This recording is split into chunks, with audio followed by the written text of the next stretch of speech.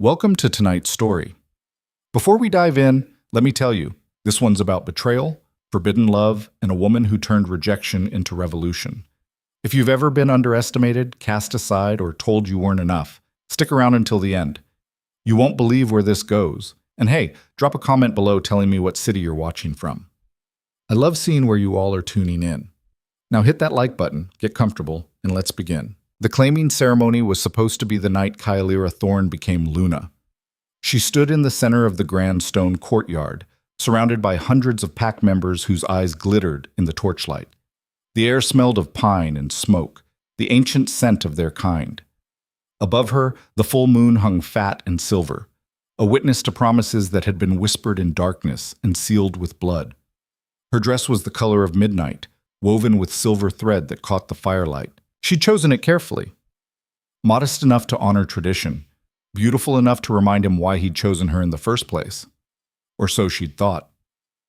Alpha Corvin Blackwood stood at the opposite end of the courtyard, his broad shoulders draped in ceremonial furs, his jaw set in that familiar line of quiet command. He was everything an alpha should be, strong, decisive, feared by enemies, and revered by his own. And for 3 years he had been hers. 3 years of stolen kisses in the forest. 3 years of promises made under stars. 3 years of believing she would stand beside him as his equal, his partner, his Luna. But tonight, something was wrong. Corvin's eyes weren't on her. They were on the woman standing just behind the Elder Council, a slender figure with pale gold hair and eyes like winter frost. Kyalira didn't recognize her. She wasn't from the Blackwood pack. That much was certain. "Who is she?" Kyalira whispered to her younger sister, Mira, who stood at her side. Mira's face had gone pale. "I don't know, but Kyle, I have a bad feeling." The drums began, deep, rhythmic, ancient. Elder Greaves stepped forward, his voice booming across the courtyard. "Tonight, under the light of the moon, Mother, our Alpha will claim his Luna. The bond will be forged. The future of the Blackwood pack will be sealed." Kyalira's heart hammered in her chest. This was it, the moment she'd been preparing for her entire life. She took a step forward. Corvin didn't move. Elder Greaves gestured toward her. "Kyalira Thorne, daughter of the hunt, born of loyal blood, step forward and present yourself to your Alpha." She moved through the crowd, her head held high, her hands steady despite the tremor that had begun deep in her bones. Every eye was on her. She could feel their expectation, their approval.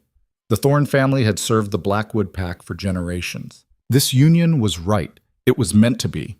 She stopped 3 paces from Corvin. He still wouldn't look at her. "Corvin," her voice was soft, meant only for him. "What's wrong?" His jaw tightened. For a moment, she thought she saw regret flicker across his face. But when he finally met her eyes, there was nothing there but cold resolve. "I'm sorry, Kyalira." The words were quiet, almost gentle, and they destroyed her. "What?" Elder Greaves frowned. "Alpha Blackwood, the ceremony—" "I reject the claim," Corvin said, his voice ringing out across the courtyard. Silence. Absolute, suffocating silence. Kyalira's mind went blank. She couldn't have heard him correctly. This wasn't possible. They had planned this. He had promised her. "You... what?" Corvin's expression didn't change. "I reject Kyalira Thorne as my Luna. The bond will not be forged." The courtyard erupted. Voices rose in confusion, in shock, in anger. Somewhere behind her, Mira gasped. Kyalira's mother let out a broken sound that might have been a sob.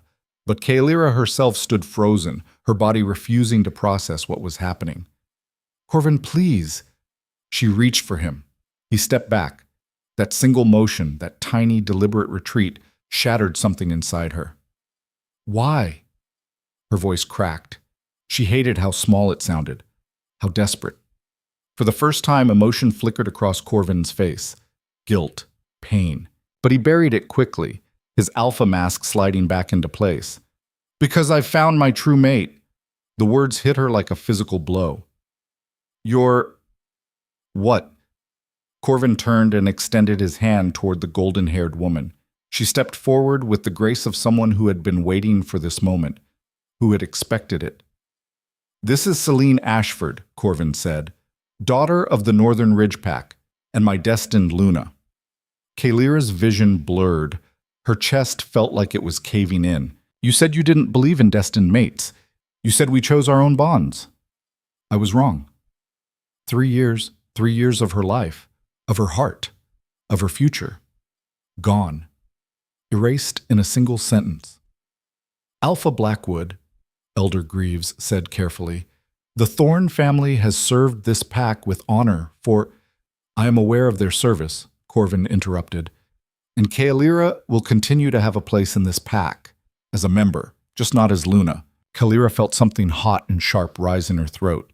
Humiliation, rage, grief so deep she thought it might drown her. But she refused to cry. Not here. Not in front of all of them. She lifted her chin, her voice steady despite the earthquake happening inside her. I don't want your pity, Corvin, and I don't want a place in your pack. His eyes widened slightly. Kalira, you want her? Kalira gestured toward Celine. Take her. Build your perfect future. I hope it's everything you deserve. She turned on her heel and walked, not ran, walked, through the crowd that parted for her like water, through the whispers that followed her like ghosts, through the courtyard gates and into the forest beyond, where the darkness finally swallowed her whole. Only then did she let herself break. She collapsed against a tree, her legs giving out, her chest heaving with sobs she could no longer contain. 3 years. He had looked her in the eyes and promised her, and he had thrown it all away for some stranger, some destined mate he didn't even know. Bastard, she choked out. Lying, coward, bastard. Strong words for a woman who just lost everything. Kalira's head snapped up. A man stood 10 feet away, half hidden in shadow, tall, broad-shouldered, eyes like cold steel that reflected the moonlight. She scrambled to her feet, her hand instinctively going to the small blade at her hip. Who are you? He stepped into the light, and Kalira's blood turned to ice. Darian Frost, alpha of the Frostborn Pack, enemy of the Blackwood territory, and the most dangerous man in the northern wilds. What are you doing here? She demanded, her voice shaking despite her attempt to sound strong. Darian tilted his head, studying her with unsettling intensity. I came to watch the claiming ceremony. Your alpha was kind enough to invite several neighboring packs.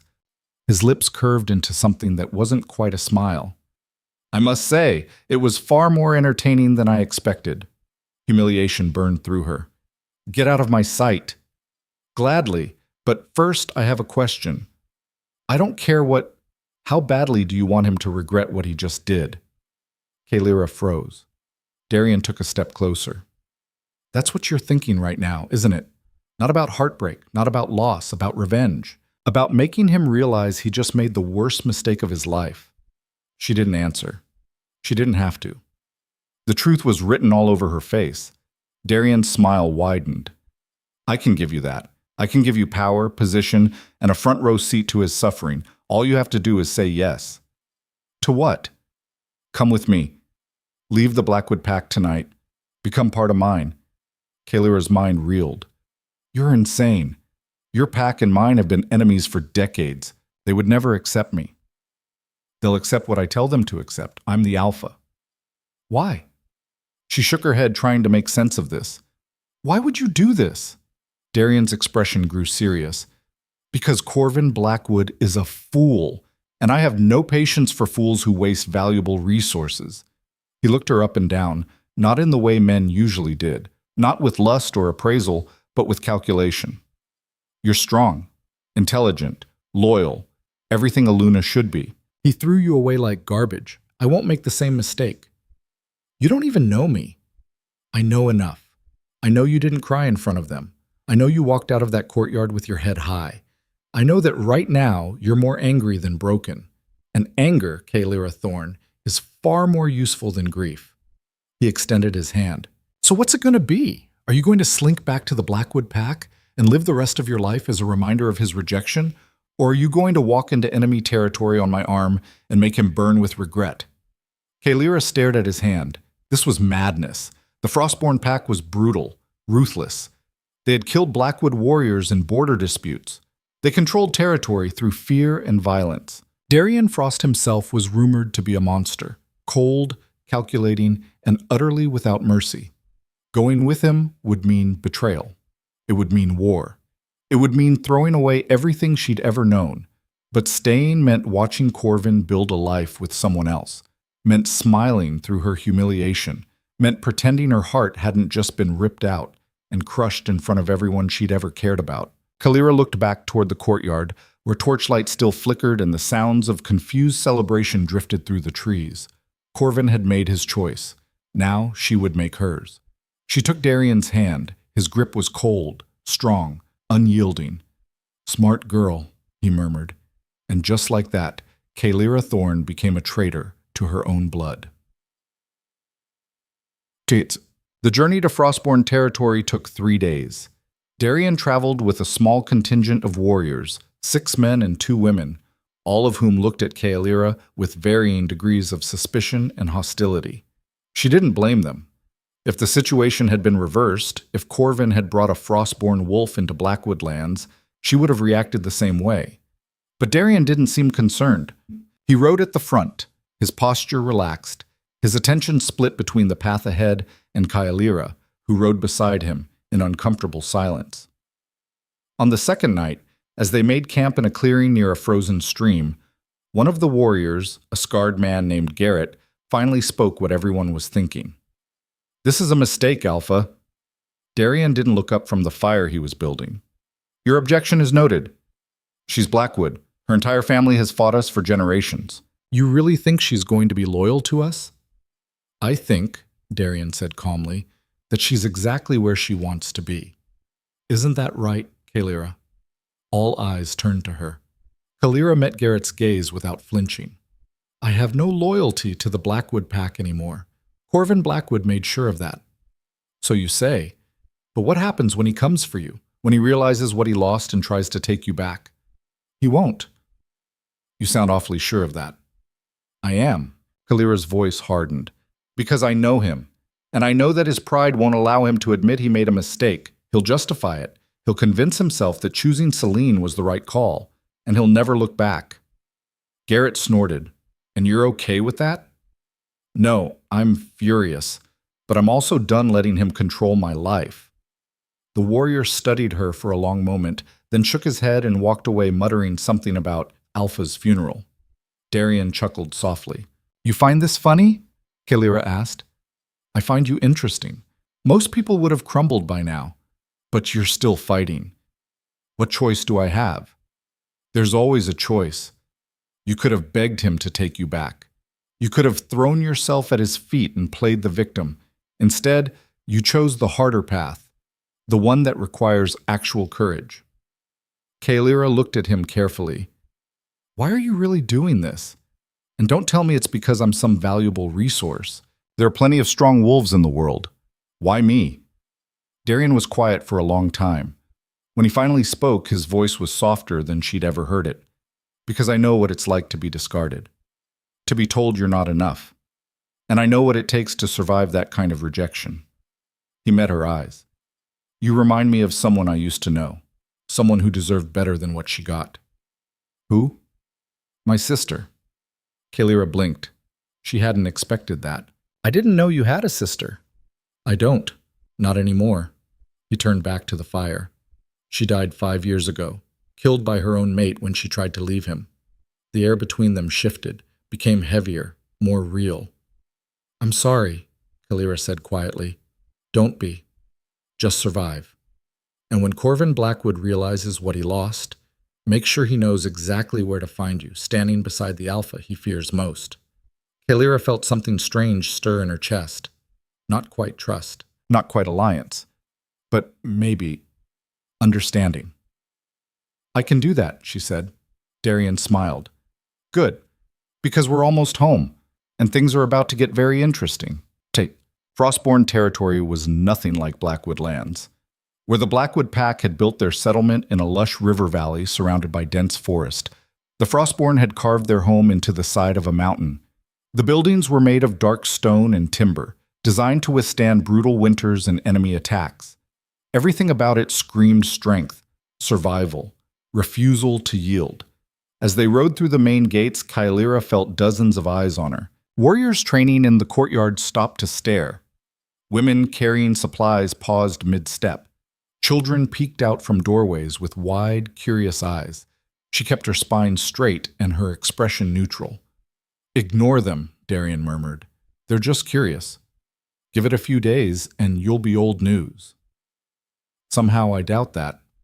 They dismounted in front of the largest building, a longhouse that served as both the Alpha's residence and the Pack's central meeting hall. Darian handed his reins to a young boy who looked terrified and excited in equal measure. "Spread the word," Darian told him. "Council meeting in 1 hour. Everyone attends." The boy nodded and sprinted off. Darian turned to Kaelira. "You should rest, clean up. The next few hours are going to be intense." "I'd rather get it over with." "Suit yourself. But fair warning, my council isn't as accommodating as I am."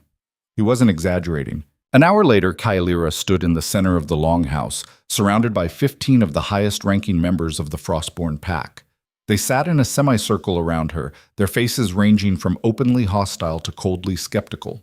At the head of the table sat Darian, flanked by his beta, a woman named Alara, with silver-streaked hair and eyes that could cut glass, and his head warrior, a massive man called Thorn, who looked like he could snap Kaelira in half without breaking a sweat. "This is insane," Alara said flatly. "You brought a Blackwood wolf into our territory, into our home. What were you thinking?" "I was thinking," Darian replied calmly, "that we just acquired a significant strategic advantage." "Strategic advantage? She's a liability. Her family has killed our warriors. Her pack controls half the northern hunting grounds. And you expect us to just accept her?" "I expect you to trust my judgment. With all due respect, Alpha, your judgment has been questionable lately." The temperature in the room seemed to drop several degrees.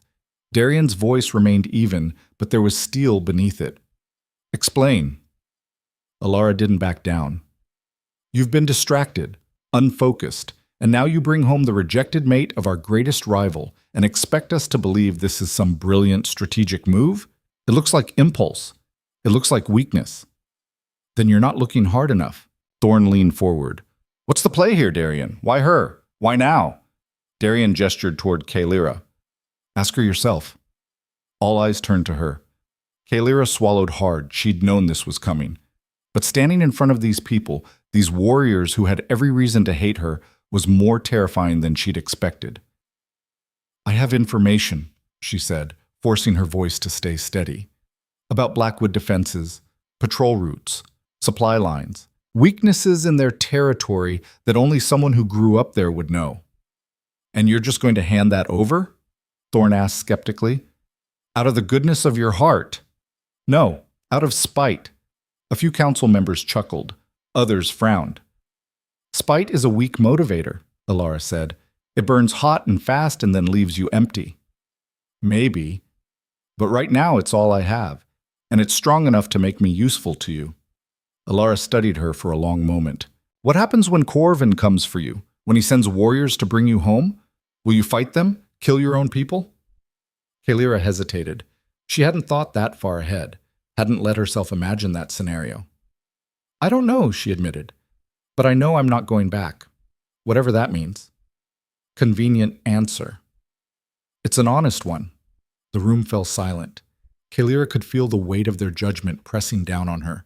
These people didn't trust her. They probably never would. And she couldn't blame them, but she refused to apologize for surviving. "Enough," Darian said finally. "Kaelira stays. Anyone who has a problem with that can take it up with me directly. Outside, where we settle disputes like wolves." No one moved. Darian smiled thinly. "That's what I thought." Council dismissed. The wolves filed out one by one, most of them shooting Kaelira looks ranging from suspicion to outright contempt. Only Alara paused at the door. "You better be worth the chaos you just brought into our lives," she said quietly. "I plan to be."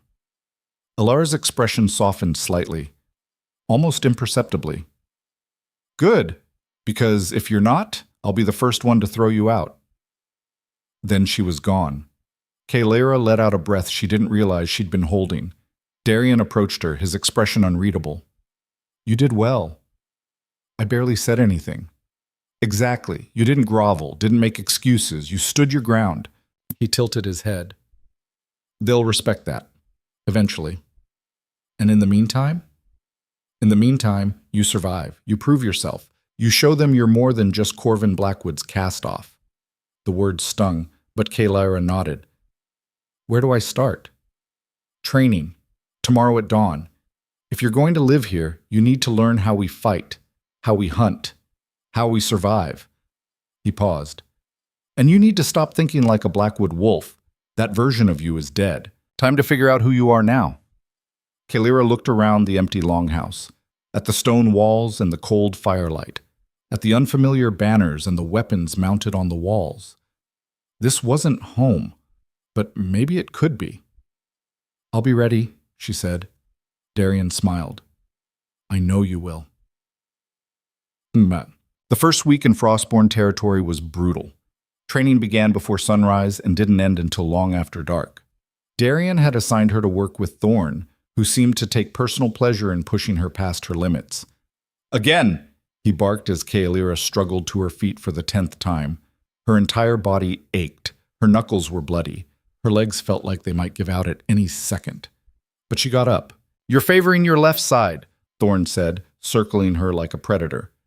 That's going to get you killed. I'm tired. Give me a minute. The enemy won't give you a minute. They'll see that weakness and exploit it. Now fix your stance and come at me again. Kalyra gritted her teeth and lunged. Thorn sidestepped easily and swept her legs out from under her. She hit the ground hard, the air rushing out of her lungs.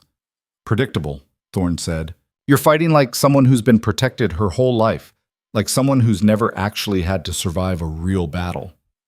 I've fought. Sparring matches don't count. Border skirmishes with rules and surrender don't count.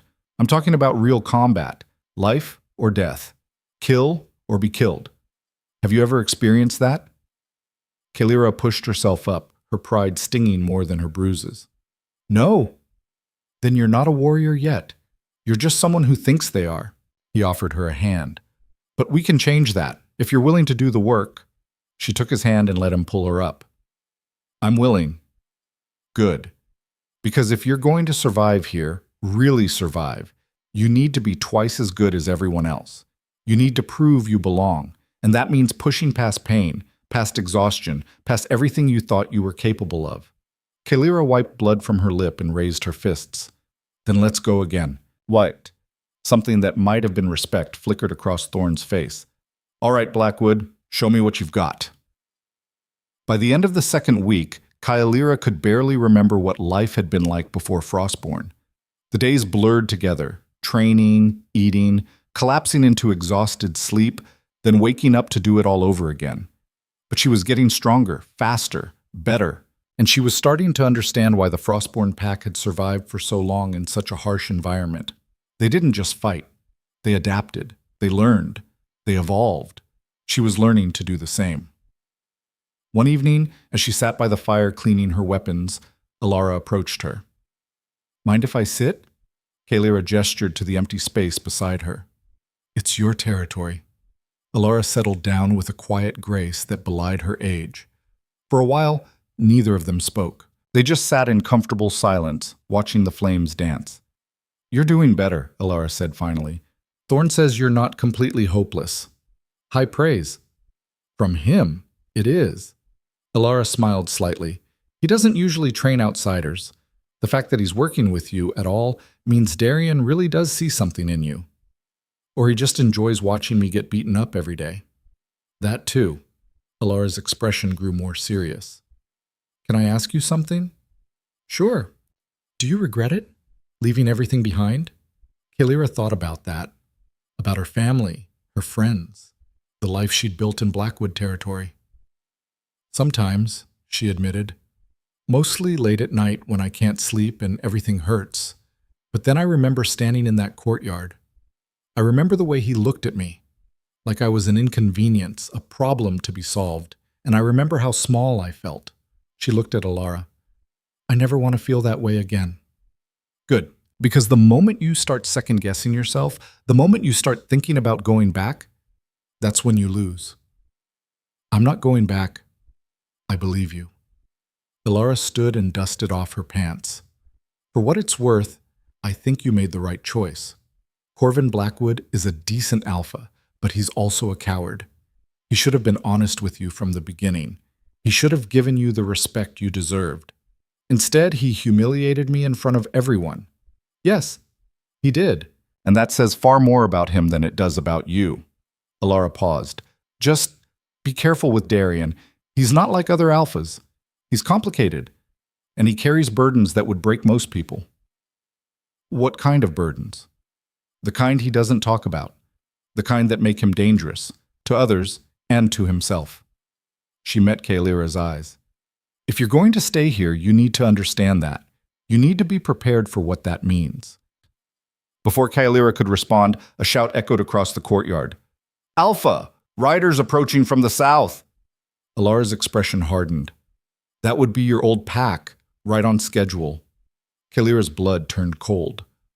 They're here? Did you really think Corvin would just let you go? He's the one who rejected you, but you're the one who left with his enemy. That's a political nightmare for him.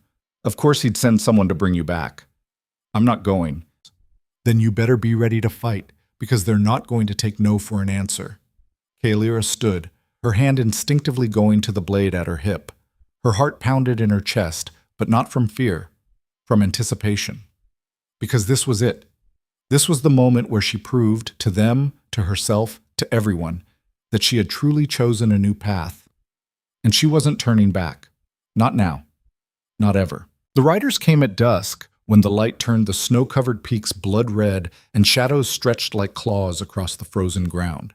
Kaelira stood on the ramparts beside Darian, watching as 6 wolves in Blackwood colors emerged from the tree line. Even from this distance, she recognized the lead rider, Marcus Thorne, her uncle. You know him, Darian said. It wasn't a question. He's family. Does that change anything? Kaelira's jaw tightened. No.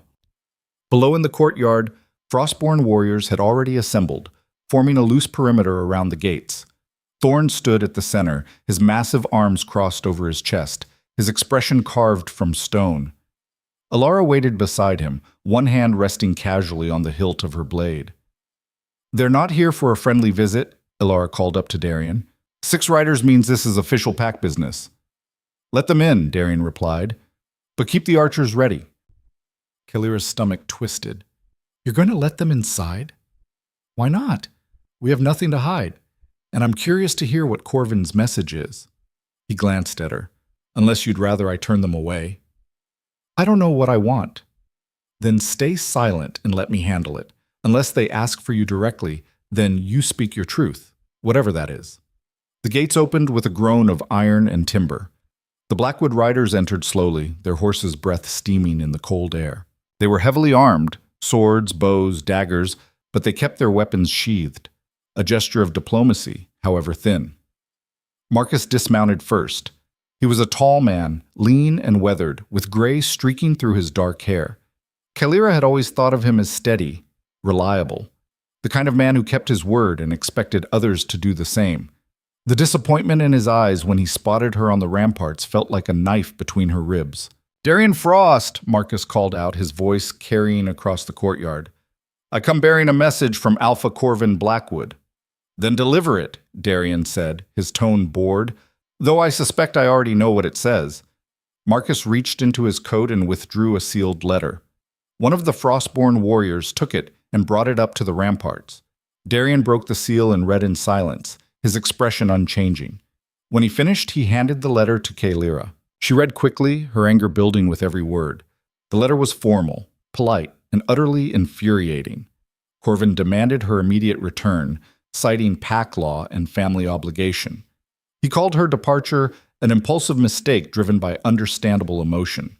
He promised there would be no punishment if she came back willingly.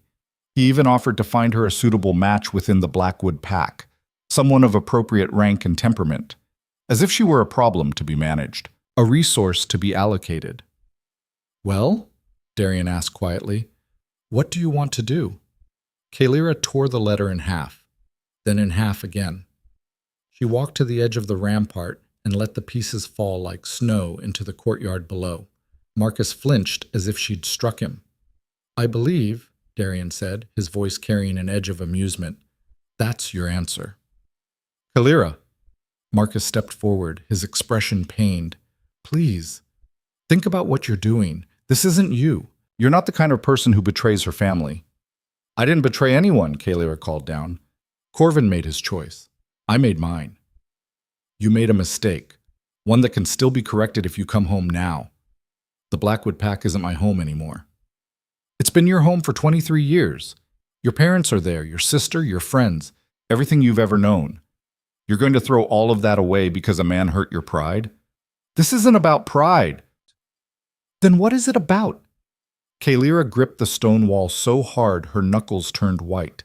It's about refusing to live in a place where I'm seen as a consolation prize, where I'm expected to smile and pretend my heart wasn't broken in front of everyone I've ever cared about, where I'm supposed to be grateful for whatever scraps of dignity Corvin decides to throw my way. So instead you run to his enemy? You ally yourself with the pack that's killed our warriors? That's your solution? It's my choice, mine. And for the first time in my life, I'm making it for myself, not for the pack, not for tradition, not for some bond that was supposed to mean everything but turned out to mean nothing. Marcus shook his head slowly. You sound like a stranger. Good. Maybe I needed to become one. Betrayal. One of the other Blackwood riders, a young man Kalira recognized as Thomas Reed, someone she'd trained with as a child, spoke up. What about your family, Kael? Your mother's been sick with worry. Your sister won't stop crying. They need you. The words hit harder than Marcus's anger. Kalira closed her eyes briefly, fighting back the guilt that threatened to overwhelm her. I'll write to them, she said quietly. I'll explain. But I'm not coming back. Then you're declaring yourself an enemy of the Blackwood Pack, Marcus said, his voice heavy with resignation. Do you understand that? If you stay here, you're choosing their side, and when the inevitable conflict comes, and it will come, you'll be expected to fight against your own blood. I know. And you're willing to live with that?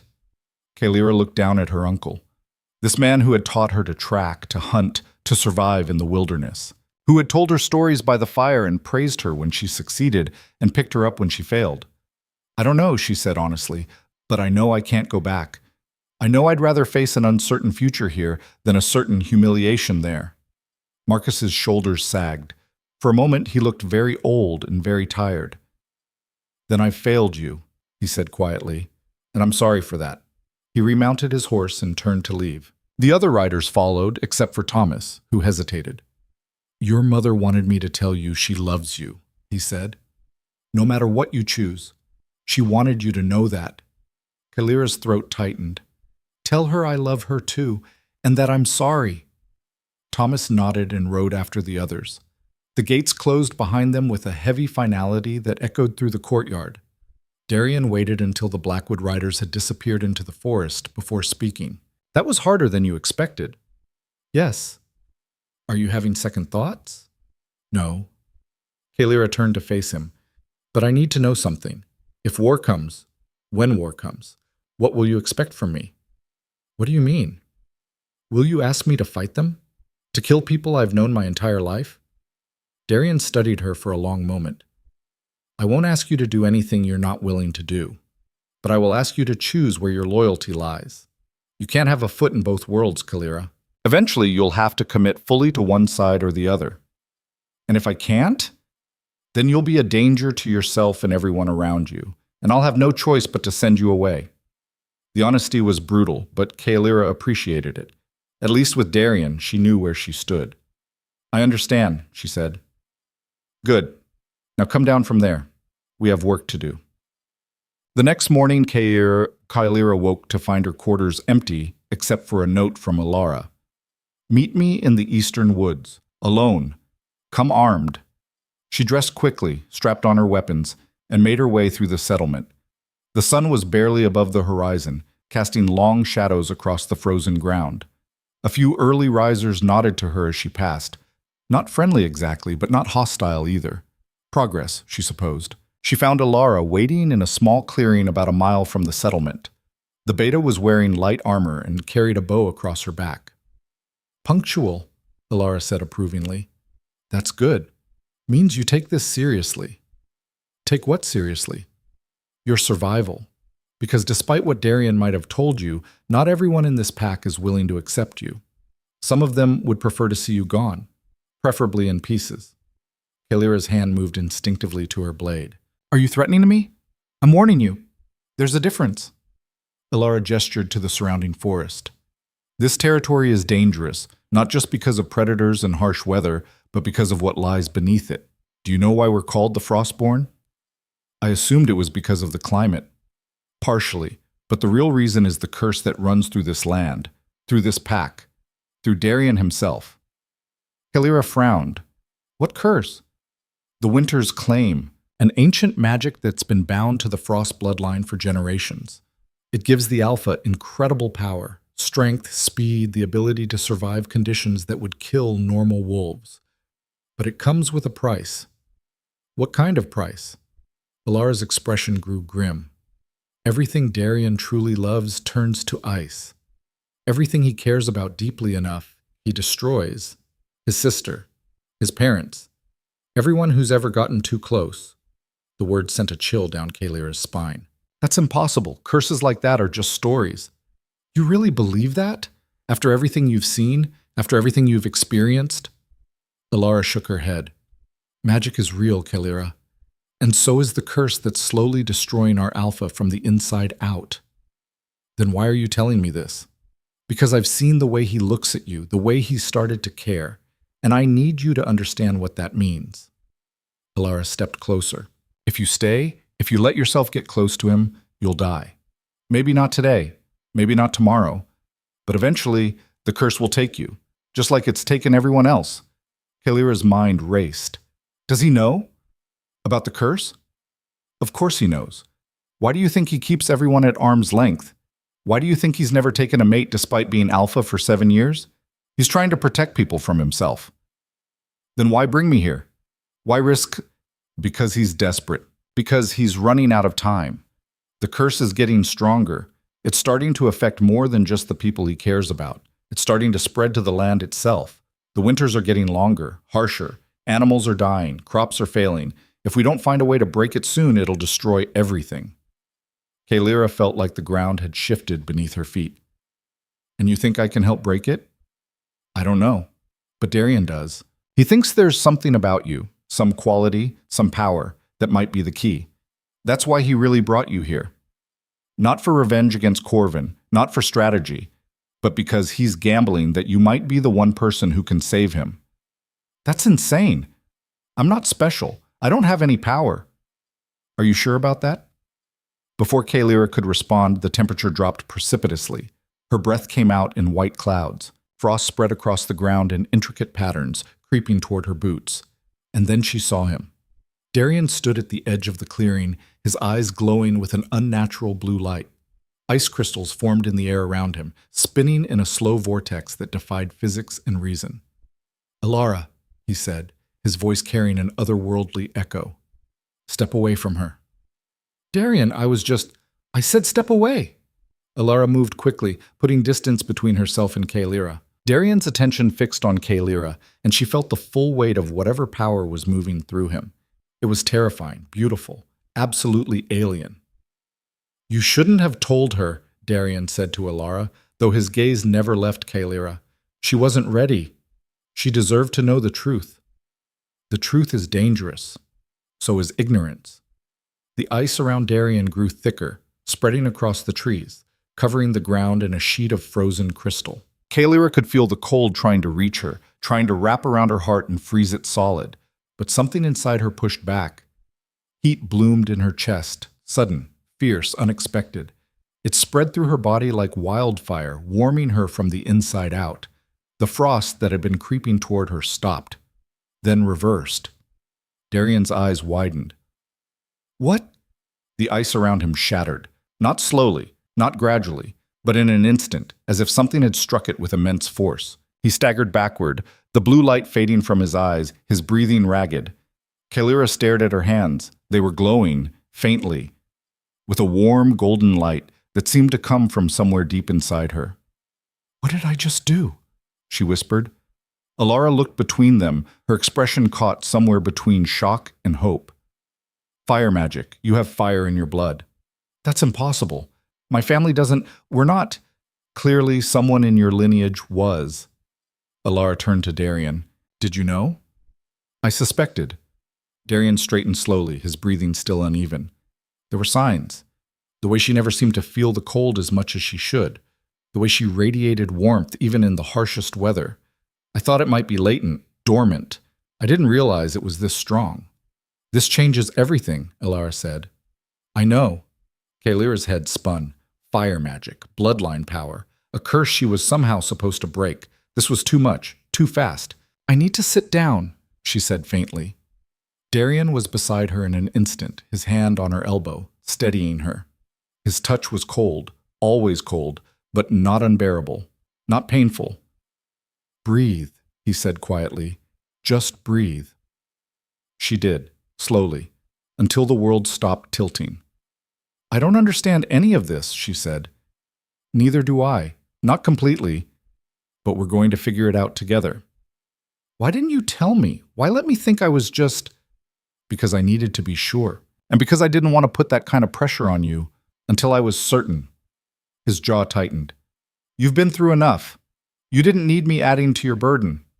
So instead you let me walk around blind? Let me train and bleed and break myself trying to fit in, all while hiding this from me? Yes. Because the alternative was watching you run, and I couldn't... He stopped himself. I needed you to stay. Why? What am I to you really? A weapon? A cure? Another pawn in whatever game you're playing? You're none of those things. His voice dropped to something raw, something real. You're the first person in 5 years who's made me feel like maybe I'm not completely damned. The first person who's looked at me and not seen a monster. And yes, I'm selfish enough to want to keep that feeling, even if it destroys us both.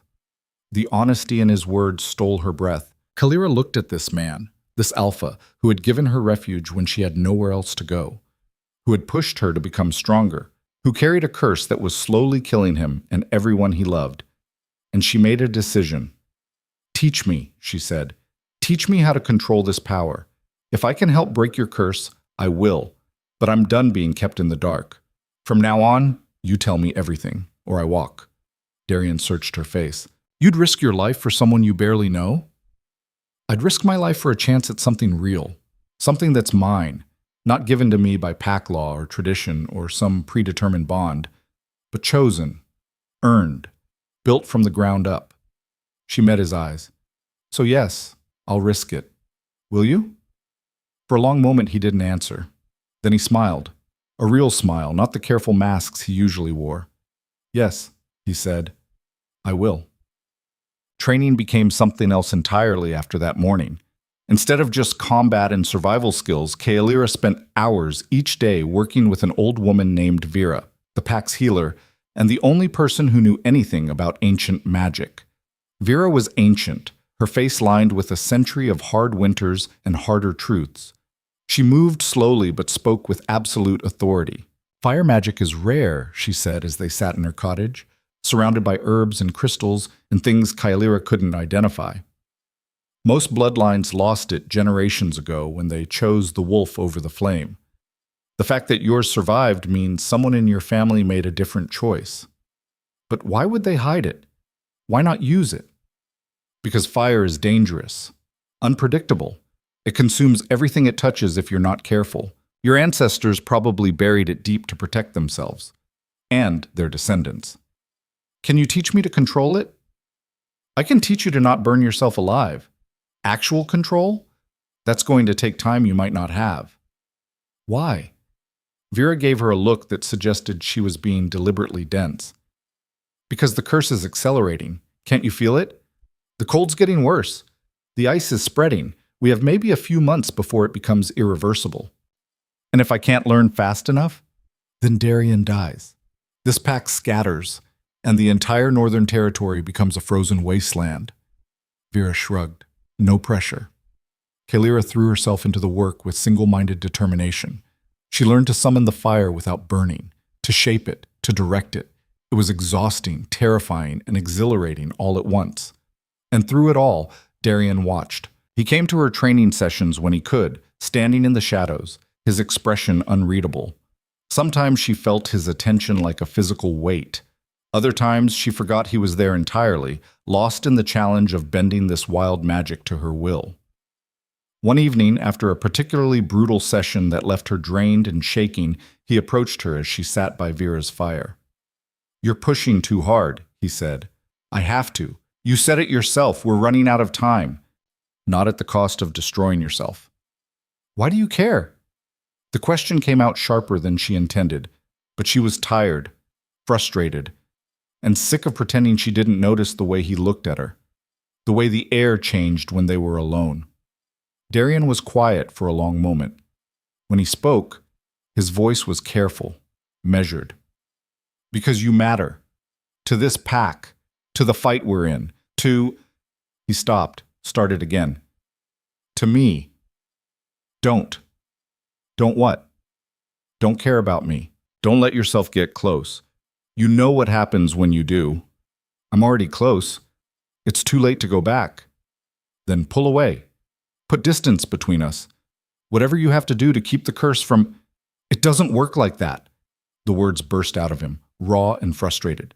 "You think I haven't tried? You think I haven't spent 7 years building walls and pushing people away and doing everything I can to protect them from this thing inside me? Then keep doing it. I can't. Not with you. Not anymore." He ran a hand through his hair, looking more rattled than she'd ever seen him. "Every time I try to maintain distance, you do something brave or reckless or completely insane, and I'm pulled right back in. That's not my fault. I know, which is why I'm asking you to be careful, to protect yourself. Because if the curse takes you—" His voice cracked. "I won't survive that. I've lost too many people already. I can't lose you too." Kalyra stood slowly, her entire body aching from the day's training.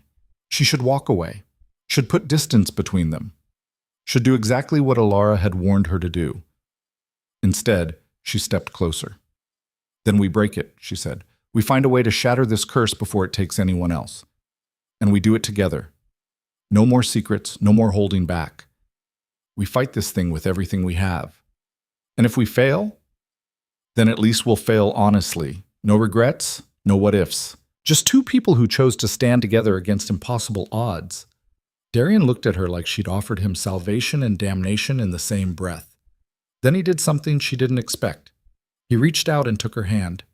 His skin was cold, always cold, but she felt the fire in her blood rise to meet it.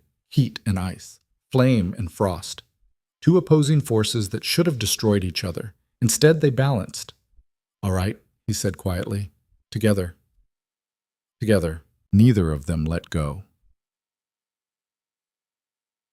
Word of Kaelyra's power spread through the pack faster than wildfire. Within days, everyone knew. The Blackwood trader had fire magic. She was training to break the curse. She was the Alpha's chosen weapon, or perhaps something more dangerous. The reactions were mixed.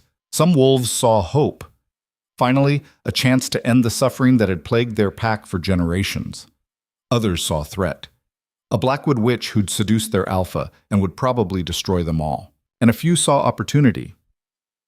Kaelyra was training in the courtyard 3 days after her first successful sustained fire summoning when she felt the shift in the air. The watching crowd had grown hostile. Tense. She lowered her hands, letting the flames dissipate, and turned to face them. "Something you want to say?" she called out. A woman stepped forward, Lissa, one of the senior warriors. She was tall, scarred, and absolutely furious. "You don't belong here," Lissa said bluntly. "You're an outsider, an enemy, and now you're telling us you have magic? That you're the one who's supposed to save us? It's insulting." "I never said I was going to save anyone. I said I was going to try." "Why? What's in it for you?" "Does it matter?" "Yes.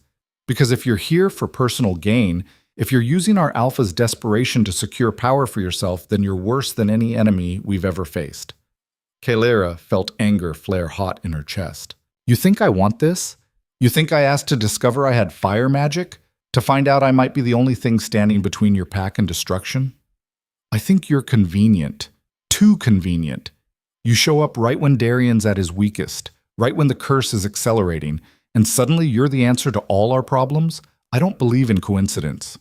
Believe what you want. I'm still going to do everything I can to help. Then prove it. How? Lissa drew her blade. Fight me. Here. Now. Show this pack that you're worthy of the protection you've been given. Show them you're more than just a pretty face with a convenient power. The crowd murmured, some in approval, some in concern. Kalira looked around for Darian or Alara or Thorn, anyone who might step in and stop this. But they were nowhere to be seen. She was alone. This is insane, she said. This is tradition. Combat decides worth. If you can't defend yourself, you have no place in this pack. So what's it going to be, Blackwood? Fight or run? Kalira's hand moved to her own blade. She was exhausted from training. Her magic reserves were depleted, and Lissa was a seasoned warrior with twice her experience. This was a losing fight, but she'd be damned if she'd run. All right, Kalira said, drawing her blade. Let's do this. Lissa smiled. It wasn't friendly. They circled each other slowly, the crowd pressing in to form a rough ring. Kalira's heart pounded, but she kept her breathing steady, remembering everything Thorn had taught her. Watch the shoulders. Anticipate the strike. Don't commit until you're certain. Lissa lunged without warning, her blade cutting through the air with brutal efficiency. Kalira barely got her weapon up in time. The impact sent shockwaves up her arms, but she held firm. Not bad, Lissa said. Let's see how long you last. The fight became a blur of motion and instinct. Lissa attacked relentlessly, driving Kalira backward, forcing her to defend rather than strike. Every block jarred Kalira's bones. Every dodge came a heartbeat too slow. She was going to lose. Unless Kalira reached for the fire, not to summon flames, that would be lethal in a sparring match, but to channel the heat into her muscles, to push past exhaustion, to move faster. It worked. Her next dodge was clean, precise. She slipped inside Lisa's guard and struck back, not hard enough to seriously injure, but enough to prove a point. Lissa's eyes widened in surprise. The fight shifted. Now they were actually matched. Kalira used her fire-enhanced speed to compensate for Lissa's experience. She anticipated, adapted, pushed back. The crowd's murmurs grew louder, but Kalira was burning through her reserves too fast. She could feel the magic draining away, leaving her weaker with each passing second. She had maybe one more surge left. She waited for her moment. Lissa overextended on a heavy strike, putting all her weight behind it. Kalira sidestepped, channeled the last of her fire into one explosive movement, and swept Lissa's legs out from under her. The warrior went down hard. Kalira pressed her blade to Lissa's throat before the woman could recover. Silence. Then someone in the crowd started clapping. Others joined in. Kalira stepped back, offering Lissa a hand. The warrior stared at it for a moment, then took it, allowing herself to be pulled up. You fight dirty, Lissa said. I fight to win. Good. Lissa sheathed her blade. That's what this pack needs. Not honor, not tradition, but survivors who'll do whatever it takes. She walked away without another word, the crowd parting for her. Kalira stood there, swaying slightly, her energy completely spent. And then she saw Darian standing at the edge of the courtyard. He'd been there the whole time, watching, waiting to see if she'd fight or run. Their eyes met across the distance. He nodded once. Approval? Respect. And something else she couldn't quite name.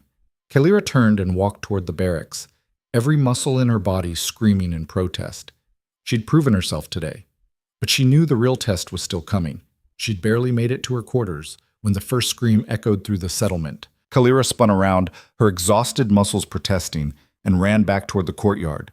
Warriors were already mobilizing, grabbing weapons, shouting orders. The air had turned bitter cold, colder than it should be even in the depths of winter. Thorn appeared beside her, his face grim. It's the eastern perimeter. Something's come through. What kind of something? The kind that leaves everything frozen solid. They ran together toward the eastern wall. What Kalira saw when they arrived made her blood turn to ice. 3 frostborn scouts lay on the ground, their bodies encased in crystalline frost. They weren't moving, weren't breathing. Their eyes were open, frozen, mid-terror, staring at nothing. And beyond them, the forest itself had transformed.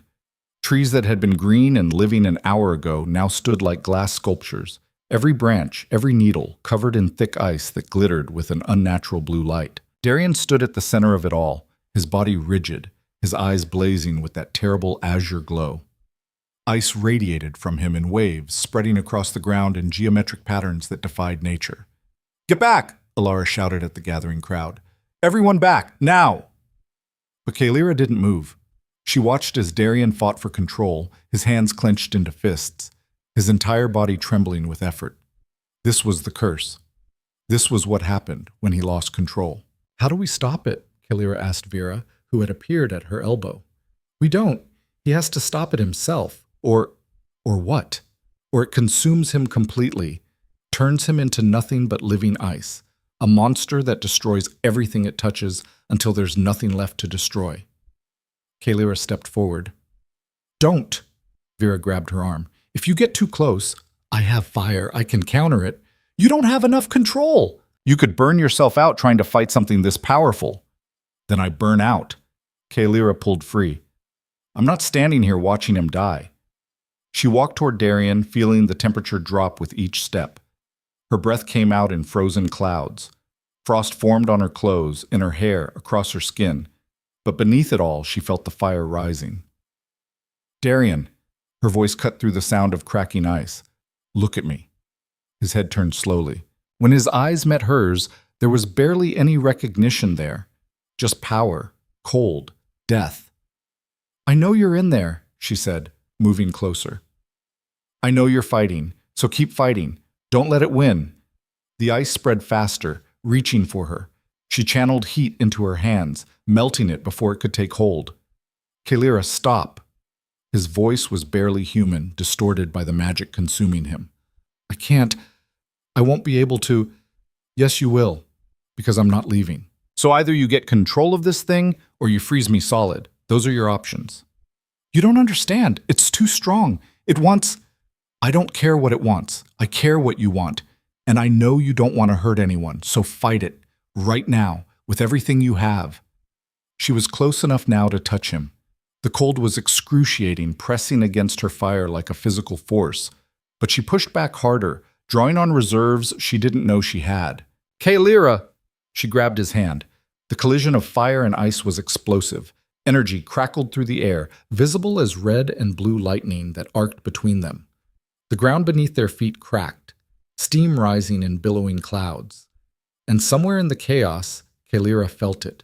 A presence. Ancient, malevolent, hungry. This wasn't just a curse. It was alive. "Who did this to you?" she gasped, her entire body shaking from the effort of maintaining the connection. Darian's eyes cleared slightly. "Morvana. The Winter Witch. He gritted his teeth as another wave of ice tried to surge through him. "She cursed my bloodline 3 generations ago, payment for a broken promise." "What promise?" "My grandfather swore to marry her daughter, to unite the Frostborn pack with her coven, but he fell in love with someone else. Broke the contract. So Morvana cursed every alpha who came after. Doomed us to freeze everything we love until the bloodline ends or the debt is paid.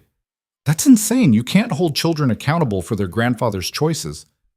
Try telling that to a witch who's lived for 300 years and measures time in generations." The ice surged again, stronger this time. Kaelira's fire flickered, weakening. "I can't hold it," she gasped. "Then let go. Save yourself." "No." Kaelira, I said no." She pulled more fire, burning through her reserves, through her limits, through everything Vera had warned her not to do. "If this curse wants you, it has to go through me first." The fire exploded outward. For one perfect moment, everything went white-hot. The ice shattered, the cold retreated, and Darian collapsed, the blue light fading from his eyes. Kaelira fell with him, her strength completely gone. The last thing she heard before darkness took her was Alara shouting for the healers. What the? She woke in Vera's cottage 2 days later. Her entire body ached like she'd been trampled by horses. Her throat was raw. Her hands were wrapped in bandages that smelled of herbs and something medicinal. "Don't try to move," Vera said from somewhere to her left. "You nearly burned yourself out. Another few seconds and you would have turned your own blood to ash." "Darian," Kalira's voice came out as a croak. Alive. Recovering. Also an idiot for letting it get that far, but alive. Kalira let her head fall back against the pillow. What happened after I passed out? The curse retreated. For now. But it's not gone. It's never gone. It's just waiting for the next time he feels something strongly enough to trigger it. So we didn't solve anything. On the contrary, Vera moved into view, her ancient face unreadable. You proved something important. Your fire can counter his ice. Not permanently, but long enough to pull him back from the edge. That's more than anyone's been able to do in 5 years. Great. So I'm a stopgap measure. Your hope, which is more than this pack has had in a very long time. Vera sat down heavily in a chair beside the bed. But it's not enough. To truly break the curse, you'd need to confront the source, the witch who created it. Morvana. Yes, she lives in the Blackthorn Mountains, about 3 days north of here. No one's been able to reach her stronghold in decades. Those who try either turn back or never return at all. Has Darian tried? Twice. The first time he made it within a mile of her territory before the curse nearly killed him and everyone with him. The second time, she sent ice wraiths that slaughtered half his party. He barely escaped with his life. Kalira processed this. So we're dealing with someone who's powerful, vindictive, and apparently untouchable. Exactly. Wonderful. The door opened and Darian entered, moving carefully like someone who'd recently been broken and put back together. His eyes found Kalira immediately, and something in his expression, relief, guilt, fear, made her chest tighten. I'll give you two some privacy, Vera said, standing. But Kalira, no strenuous activity. Your body needs time to heal. She left, closing the door behind her. Darian stood there for a long moment, just looking at Kalira like he was trying to convince himself she was real. You're an idiot, he said finally. You're welcome. I'm serious. You could have died. You almost did die, all because you decided to play hero. I didn't play anything. I made a choice, just like you did when you brought me here. That's different. How? Because He stopped himself, running a hand through his hair in frustration. Because you matter. And I can't keep watching people who matter get hurt because of me. Then stop pushing people away. Stop trying to carry this curse alone. I'm not trying to be noble. I'm trying to keep you alive. Well, I'm trying to keep you alive. So I guess we're at an impasse. Darian laughed, but it was a broken sound. He moved to the chair Vera had vacated and sat down heavily. I thought I'd killed you. When you collapsed, when you wouldn't wake up, I thought, but you didn't. I'm still here, for now, but Vera's right. Next time might be different. Next time the curse might be too strong for your fire to counter. And then what?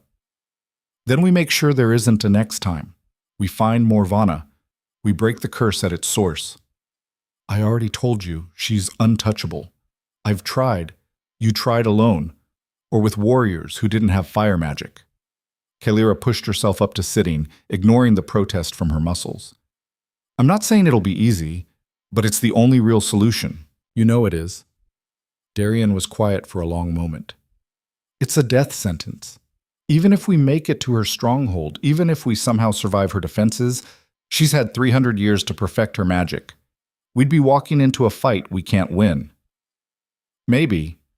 Or maybe she's been sitting in her mountain fortress for so long that she's forgotten what it's like to face someone who refuses to give up, someone who has nothing left to lose. You have everything to lose, do I? My old pack rejected me. My family thinks I'm a traitor. The only thing I have left is this chance to do something that matters, to help someone who gave me refuge when I needed it most. She met his eyes. So yes, I'm willing to risk it. The question is, are you? You don't know what you're asking. Then tell me. No more secrets. What does confronting Morvana really mean? Darian's jaw tightened. It means sacrificing everything. To break a curse this powerful, there's always a price. Blood, life, love. Something has to be given in equal measure to what was taken. Your grandfather broke a marriage contract. What does that translate to in magical terms? I don't know. And that's what terrifies me. Because if the price is higher than we can pay, if it requires something we can't give, then we fail, and the curse becomes permanent. Kalira absorbed this. So we're gambling everything on a solution we don't fully understand against an enemy we can't beat for a prize that might not even exist. Yes. Sounds like Tuesday. Despite everything, Darian smiled. How are you not terrified? Who says I'm not? I'm absolutely terrified, but I'm also done running from things that scare me. I spent 3 years being the perfect, obedient partner to an alpha who threw me away the moment something better came along. I'm not making that mistake again. What mistake? Waiting for someone else to save me. Waiting for permission to fight for what I want. I'm done waiting, Darian. So if we're going to do this, let's do it now. Before the curse gets stronger. Before we lose more people. Before we run out of time completely. He studied her face like he was trying to memorize it. You're serious. Completely. It's suicide. Probably. We could both die. I know. And you're still willing to go. Are you trying to talk me out of it or convince yourself? Darian stood and paced to the window, staring out at the frozen landscape.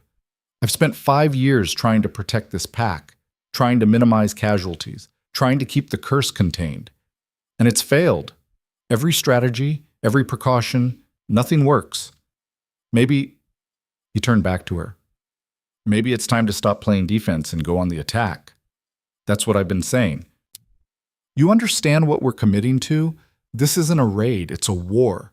Against an enemy who has every advantage. Except one. What? She thinks you're broken. She thinks the curse has already won. She doesn't know about me. About what I can do. That gives us an edge.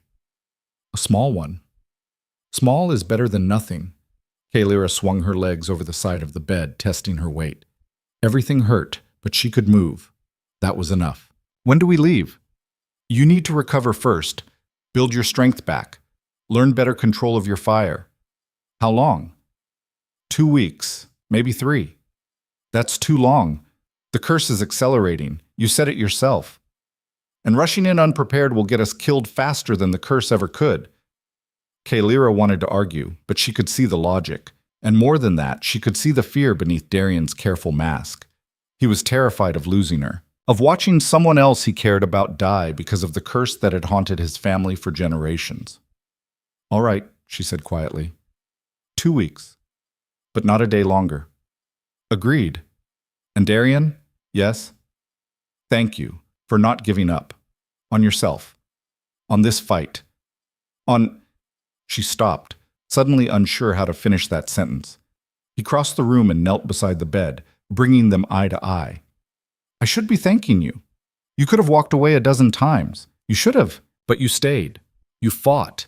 You risked everything for someone you barely know. His hand found hers, cold fingers wrapping around warm ones. I don't deserve that kind of loyalty, but I swear I will do everything in my power to make sure you don't regret it. I already don't. Their faces were inches apart. Kalira could feel the pull between them. Not magical, not the curse, but something deeper. Something human. Darian felt it too. She could see it in his eyes. But he pulled back, created distance. I should let you rest, he said, his voice carefully neutral. Right. Rest. He stood and moved toward the door, but before he left, he paused and looked back at her. For what it's worth, he said quietly, you're the bravest person I've ever met, and I'm glad you're here, even if it terrifies me. Then he was gone. Kalira sat there in the silence, her heart pounding, her mind racing. 2 weeks. 2 weeks to prepare for a battle that would decide everything. She closed her eyes and reached for the fire inside her. It answered immediately, warm and strong and ready. Whatever came next, she would face it, and she would win. Or burn trying. The 2 weeks passed in a blur of intense training, strategic planning, and growing tension. Vera pushed Kalira harder than ever, forcing her to hold fire for hours at a time, to shape it into shields and weapons, to draw on it without burning out. By the end of the first week, Kalira could summon flames with a thought and dismiss them just as quickly. By the end of the second week, she could do it in her sleep, literally. She'd woken up 3 times to find her hands glowing, small flames dancing across her fingers in response to dreams she couldn't remember. Your magic is becoming instinctive, Vera explained. That's good. It means you won't hesitate in combat. but it also means you need to be careful about your emotional state. Strong feelings can trigger strong magic.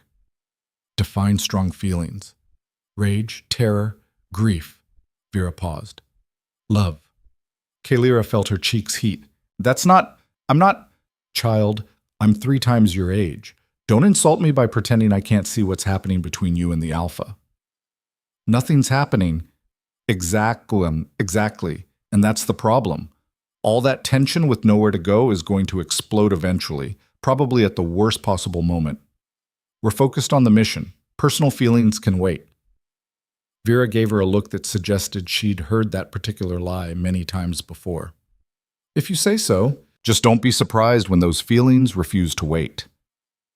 Meanwhile, Darian assembled a small team for the journey to Morvana's stronghold. Not his full war party, that would be too obvious, too threatening.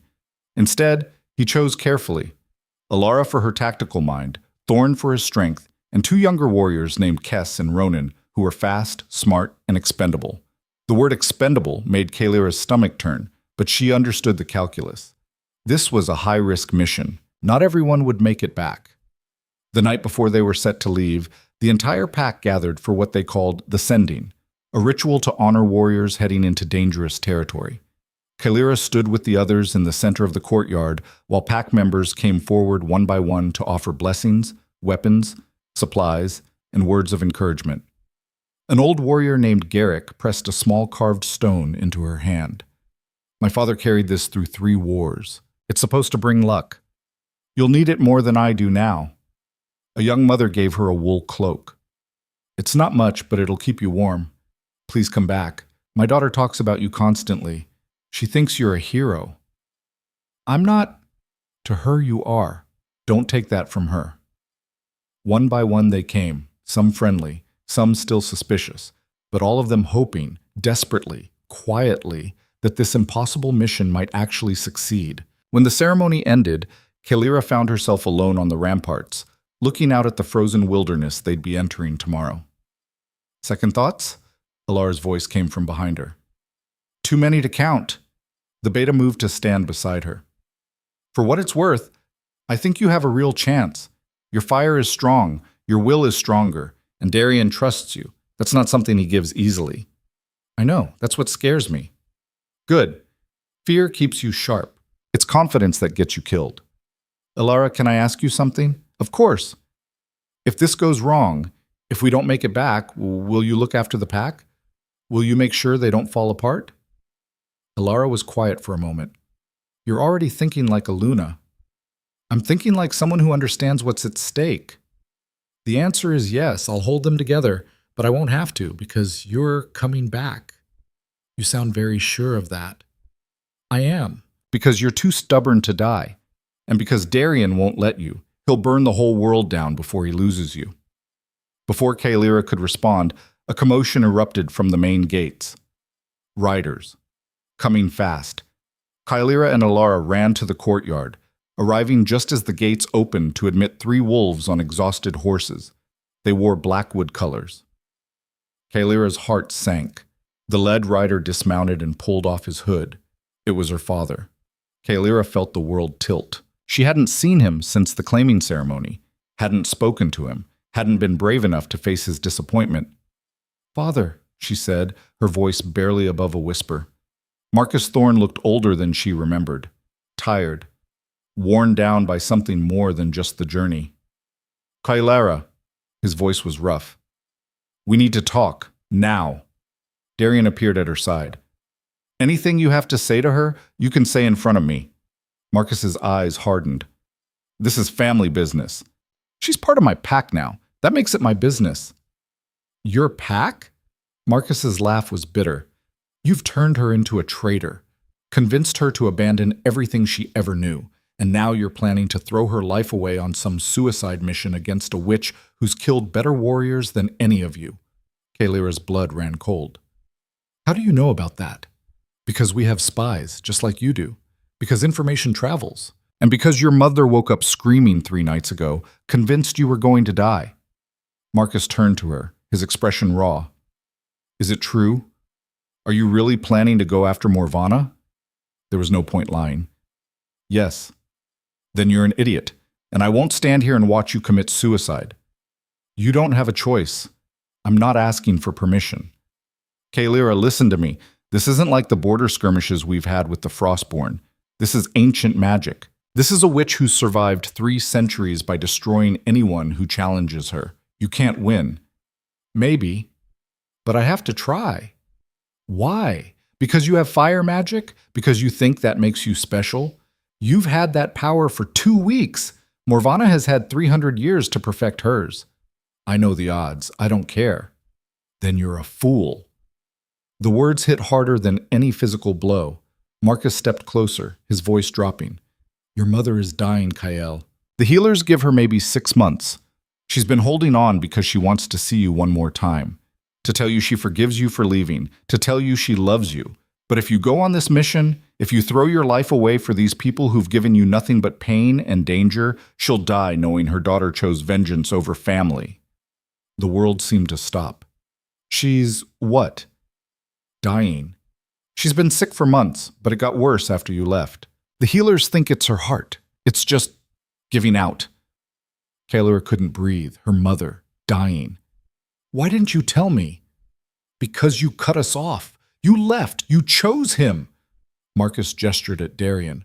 Over your own blood. That's not... I didn't...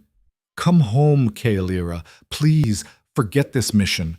Forget the Frostborn.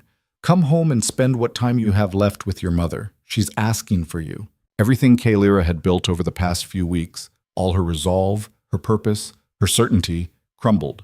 Her mother was dying, and she wasn't there. I need a minute. She turned and walked away, barely aware of where she was going. She ended up in the stables, surrounded by horses and hay and blessed silence. Her mother was dying. She'd known leaving would hurt her family. But she'd convinced herself they'd be okay, that they'd understand eventually, that there would be time to make things right. But there wasn't. There was never enough time. Kaelira, Darian's voice was gentle. He'd followed her. Of course he had. Don't, she said, her voice breaking. Don't try to make this better. Don't tell me it'll be okay. It won't. I know. I have to go back. I have to see her. I know. But if I go back, I'm abandoning the mission. I'm abandoning you. I'm choosing your family, which is exactly what you should do. Kaelira spun to face him. Don't do that. Don't be understanding. Don't make this easy. What do you want me to say? That you're a traitor? That you're abandoning us? I won't, because it's not true. But the mission will happen with or without you. I'll take Alara and Thorn. We'll do our best, and whatever happens, happens. You'll die without me. The curse will, maybe not. But I'm not going to force you to choose between saving me and saying goodbye to your mother. That's not a choice anyone should have to make. Tears burned down Kaelira's face. I don't know what to do. Darian crossed to her and pulled her into his arms.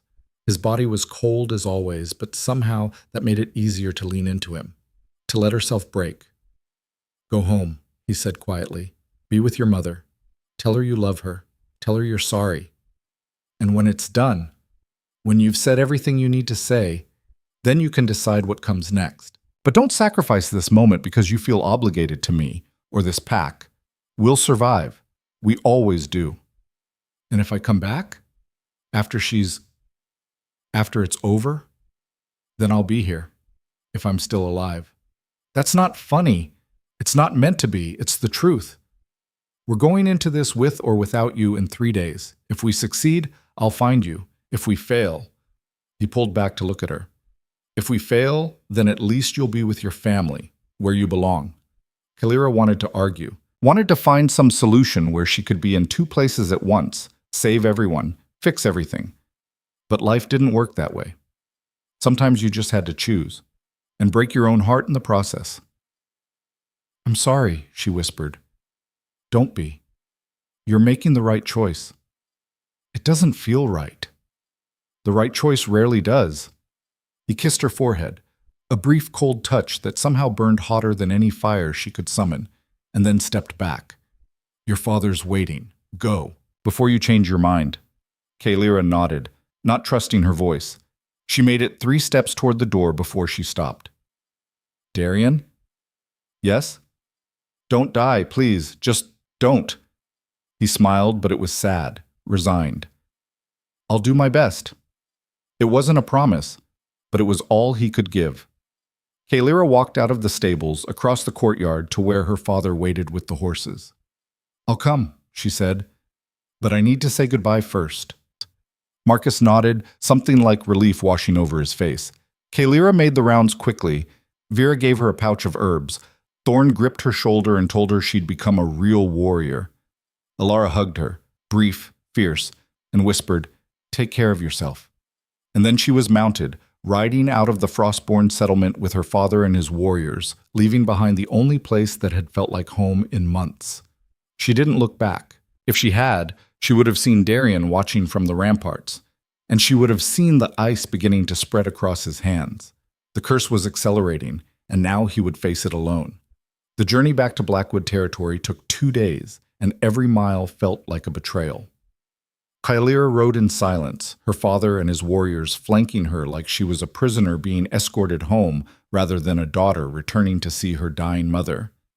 Maybe that's what she was. Maybe she'd stopped being a daughter the moment she walked away with Darian Frost. They crossed into Blackwood lands at dawn on the 3rd day. The forest looked exactly as she remembered. Tall pines heavy with snow, familiar trails worn smooth by generations of wolves, the distant sound of the river that marked the heart of their territory. It should have felt like coming home. Instead, it felt like visiting a grave. "Your mother's in the healer's lodge," Marcus said as they approached the settlement. "She's been asking for you every day since you left." Guilt twisted in Kaylira's chest. "How bad is it?" "See for yourself." The settlement was quiet, people going about their morning routines with the practiced efficiency of a well-ordered pack. A few looked up as they passed, their expressions ranging from curiosity to open hostility. Kaylira kept her eyes forward, refusing to acknowledge their stares. The healer's lodge sat at the edge of the settlement, a low building surrounded by herb gardens now buried under snow. Marcus dismounted and gestured for Kaylira to follow. Inside, the air was thick with the smell of medicinal plants and something else, something sweet and rotten that made Kaylira's stomach turn. The smell of death. Her mother lay in a bed near the far wall, propped up by pillows, her face pale and drawn. She'd always been a strong woman, broad-shouldered and fierce, with hands that could wield a blade as easily as they could braid hair or tend wounds. Now she looked fragile, breakable. "Kael?" Her mother's voice was barely a whisper. Kaylira crossed the room and dropped to her knees beside the bed, taking her mother's hand. It felt like paper, thin and cold despite the fire burning in the hearth. "I'm here, Mama. I'm here. I knew you'd come. Your father said, but I knew. I'm so sorry. I should have come sooner. I should have—" "Hush." Her mother squeezed her hand with surprising strength. "You did what you had to do. I'm not angry. You should be. I left. I abandoned you. You survived. That's all a mother can ask." Her mother's eyes searched Kaylira's face. "Are they treating you well, the Frostborn?" Kaylira thought about Darian and Alara and Thorn, about Vera and the training and the fire magic that had awakened inside her, about the impossible mission they were preparing for. "Yes," she said, "they're treating me well." "Good. That's good." Her mother's breathing was labored, each word an effort. "Your father thinks I'm dying because of grief, because you left, but that's not true. I've been sick for a long time. I just hid it well." "Why didn't you tell me?" "Because you had enough to worry about. The claiming ceremony, Corvin, your future." She smiled weakly. "I didn't want to add to your burden." "Mama, listen to me, Kael. I don't have much time, and I need you to hear this." She pulled Kaelira closer. "You come from a line of fire bearers. Did you know that?" Kaelira's blood ran cold. "What?" "My grandmother, and her mother before her. They had the gift, the ability to summon flame. But they hid it, buried it deep, because the pack was afraid of what it meant. Fire and wolf shouldn't mix, they said. It was unnatural." "Why are you telling me this now?" "Because you've awakened it. I can see it in you, the heat beneath your skin, the way your eyes catch the light. You have the gift, Kael, and you need to know it's not a curse. It's a blessing. one that's been waiting in our blood for 3 generations. Kaelira's mind reeled. Her fire magic wasn't random. It was hereditary. It had been there all along, just waiting for the right moment to emerge. The Frostborn Alpha, her mother continued. Darian Frost. He's cursed, isn't he? How did you... Because I've heard the stories everyone in the North has. The Winter's Claim, the curse that turns everything to ice, and I know my daughter well enough to know she wouldn't stay with him unless she thought she could help. Her mother's grip tightened. Can you? Can you break it? I don't know. We were going to try. We were going to go after the witch who created the curse. But then Father came and you chose to come home because you're a good daughter with a kind heart. Her mother's eyes filled with tears. But Kael, I need you to listen very carefully. I'm dying. Nothing you do can change that. But Darian, he still has a chance. If you can save him, you should. I can't leave you. Not like this. Yes, you can. Because that's what love is. Letting go when you need to. Making the hard choices. I've lived a full life, Kael. I've seen you grow into a woman I'm proud of. That's enough. But Darian, if you don't help him, the curse will destroy him and everyone around him. You know that. Mama, please, promise me. Promise me you'll go back. Promise me you'll fight for him the way you've never been able to fight for yourself. Kaelira couldn't speak. Tears streamed down her face, hot and unstoppable. Promise me, her mother repeated. I promise. Her mother smiled, the expression peaceful despite the pain etched in every line of her face. Good girl. Now tell me about him. Tell me about Darian. I want to know what kind of man won my daughter's heart. So Kaelira told her about the claiming ceremony and the rejection, about Darian appearing in the forest like fate itself, about the Frostborn pack and the training and the curse that was slowly destroying everything Darian touched. She talked until her mother's breathing evened out into sleep, her hand still clutching Kaelira's. Marcus appeared in the doorway. You should rest. It's been a long journey. I'm not leaving her. Kael, I said I'm not leaving. Marcus nodded and left her alone. Kaelira sat there through the night, holding her mother's hand, watching her chest rise and fall with increasingly shallow breaths. As dawn broke, her mother woke one final time. Kael? I'm here. Do you remember what I told you when you were little? About being brave? Kaelira nodded, her throat too tight to speak. I said bravery isn't the absence of fear.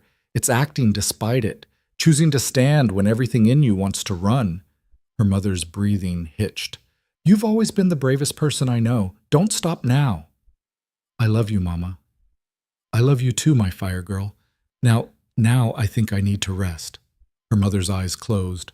Her breathing slowed. And then, so gently that Kaelira almost didn't notice, it stopped.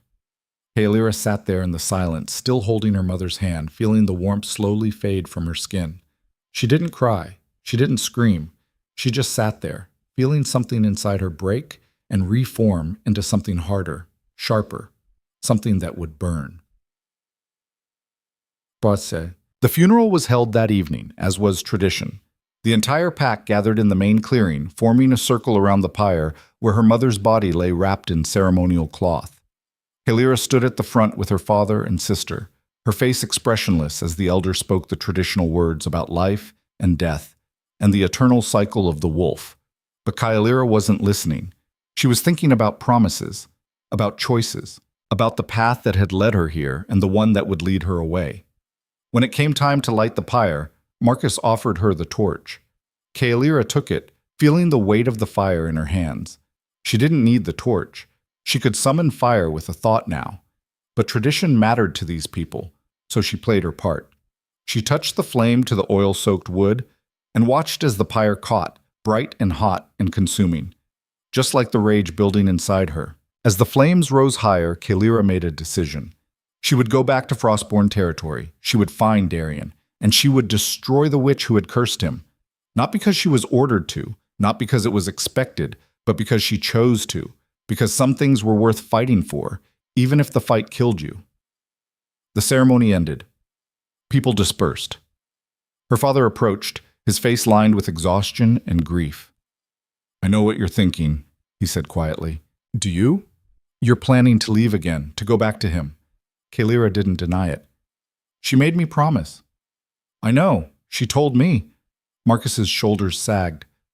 I tried to keep you here. I thought if I could just get you home, you'd remember who you really are, what you're meant to be. I know exactly who I am, maybe for the first time in my life. And who is that? Someone who doesn't run from hard fights. Someone who keeps her promises. Someone who burns. Marcus studied her for a long moment. Then, to her surprise, he smiled, sad but genuine. You're so much like her, your mother. She had that same fire in her eyes when she decided to do something, that same stubborn certainty that she was right and everyone else be damned. She was usually right. She was.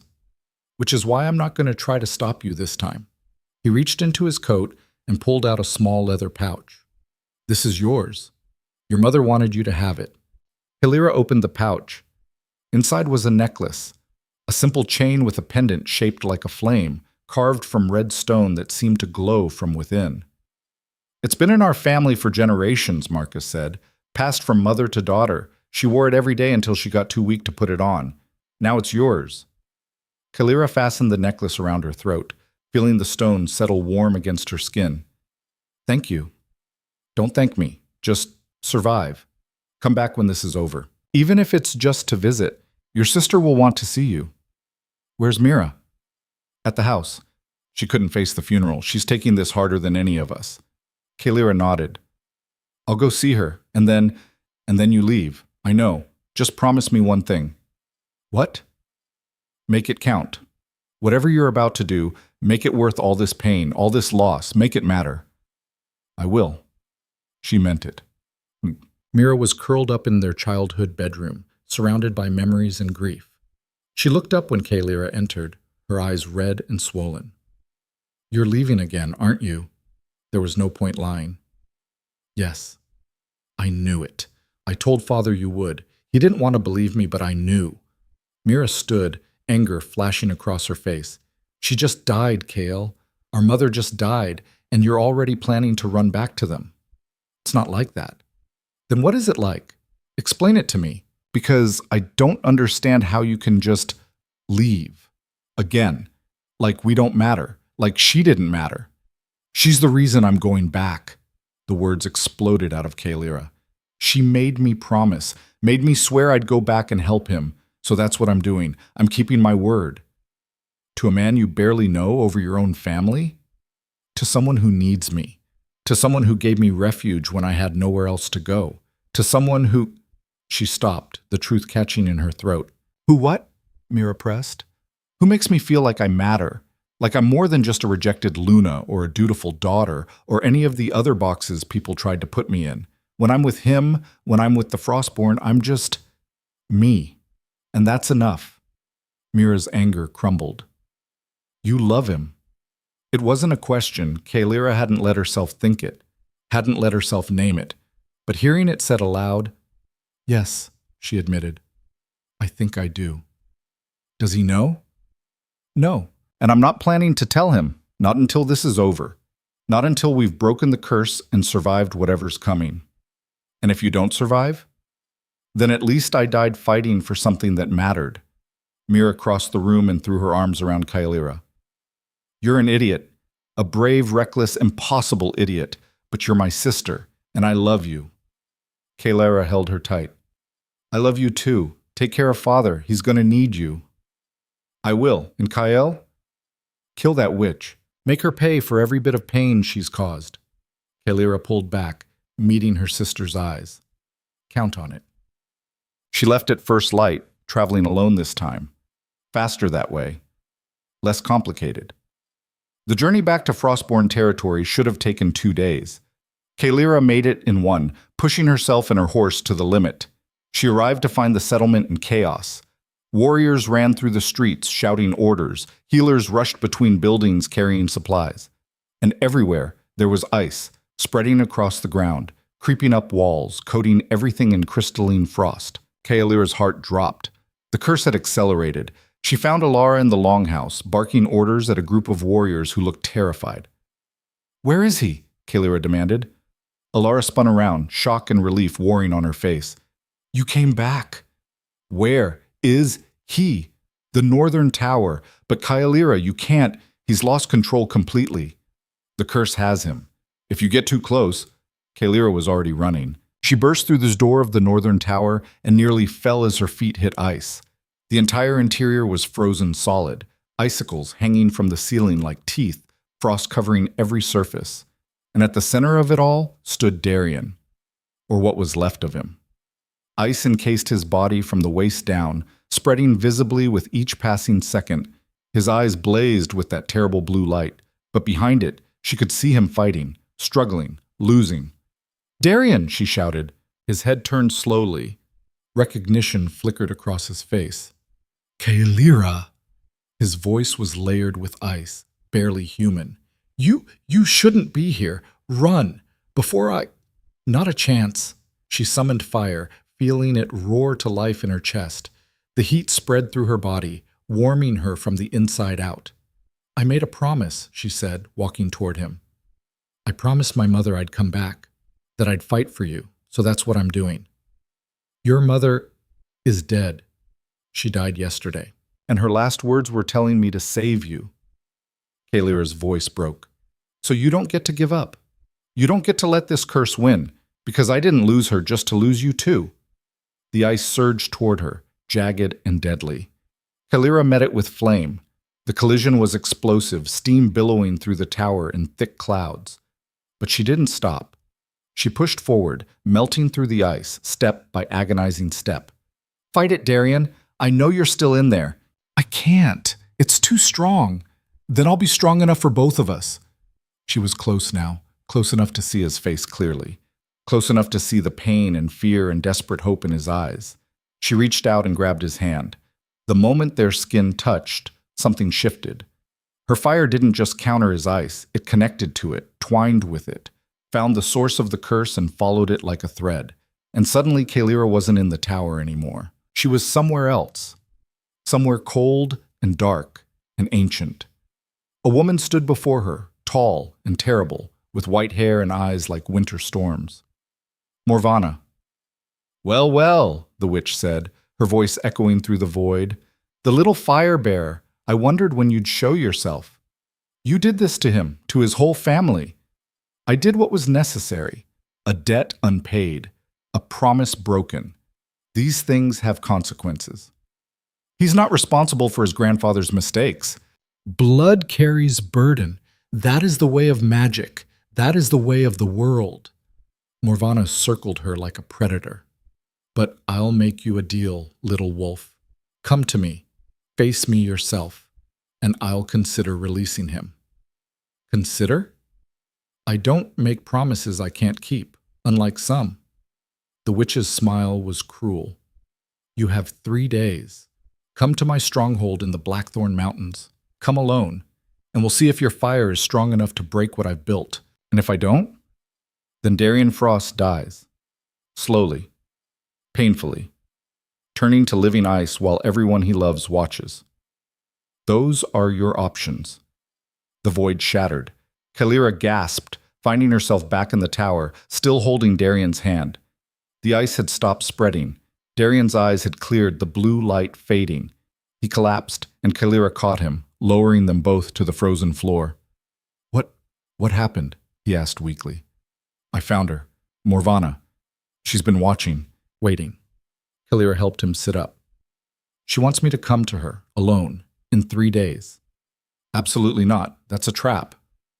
"I know, but it's also the only option we have." "Kaelira, she's accelerating the curse on purpose, to force my hand. If I don't go, you die. The whole pack dies. So I'm going." "Not alone, you're not. That's the deal." "Then we change the deal. We find another way."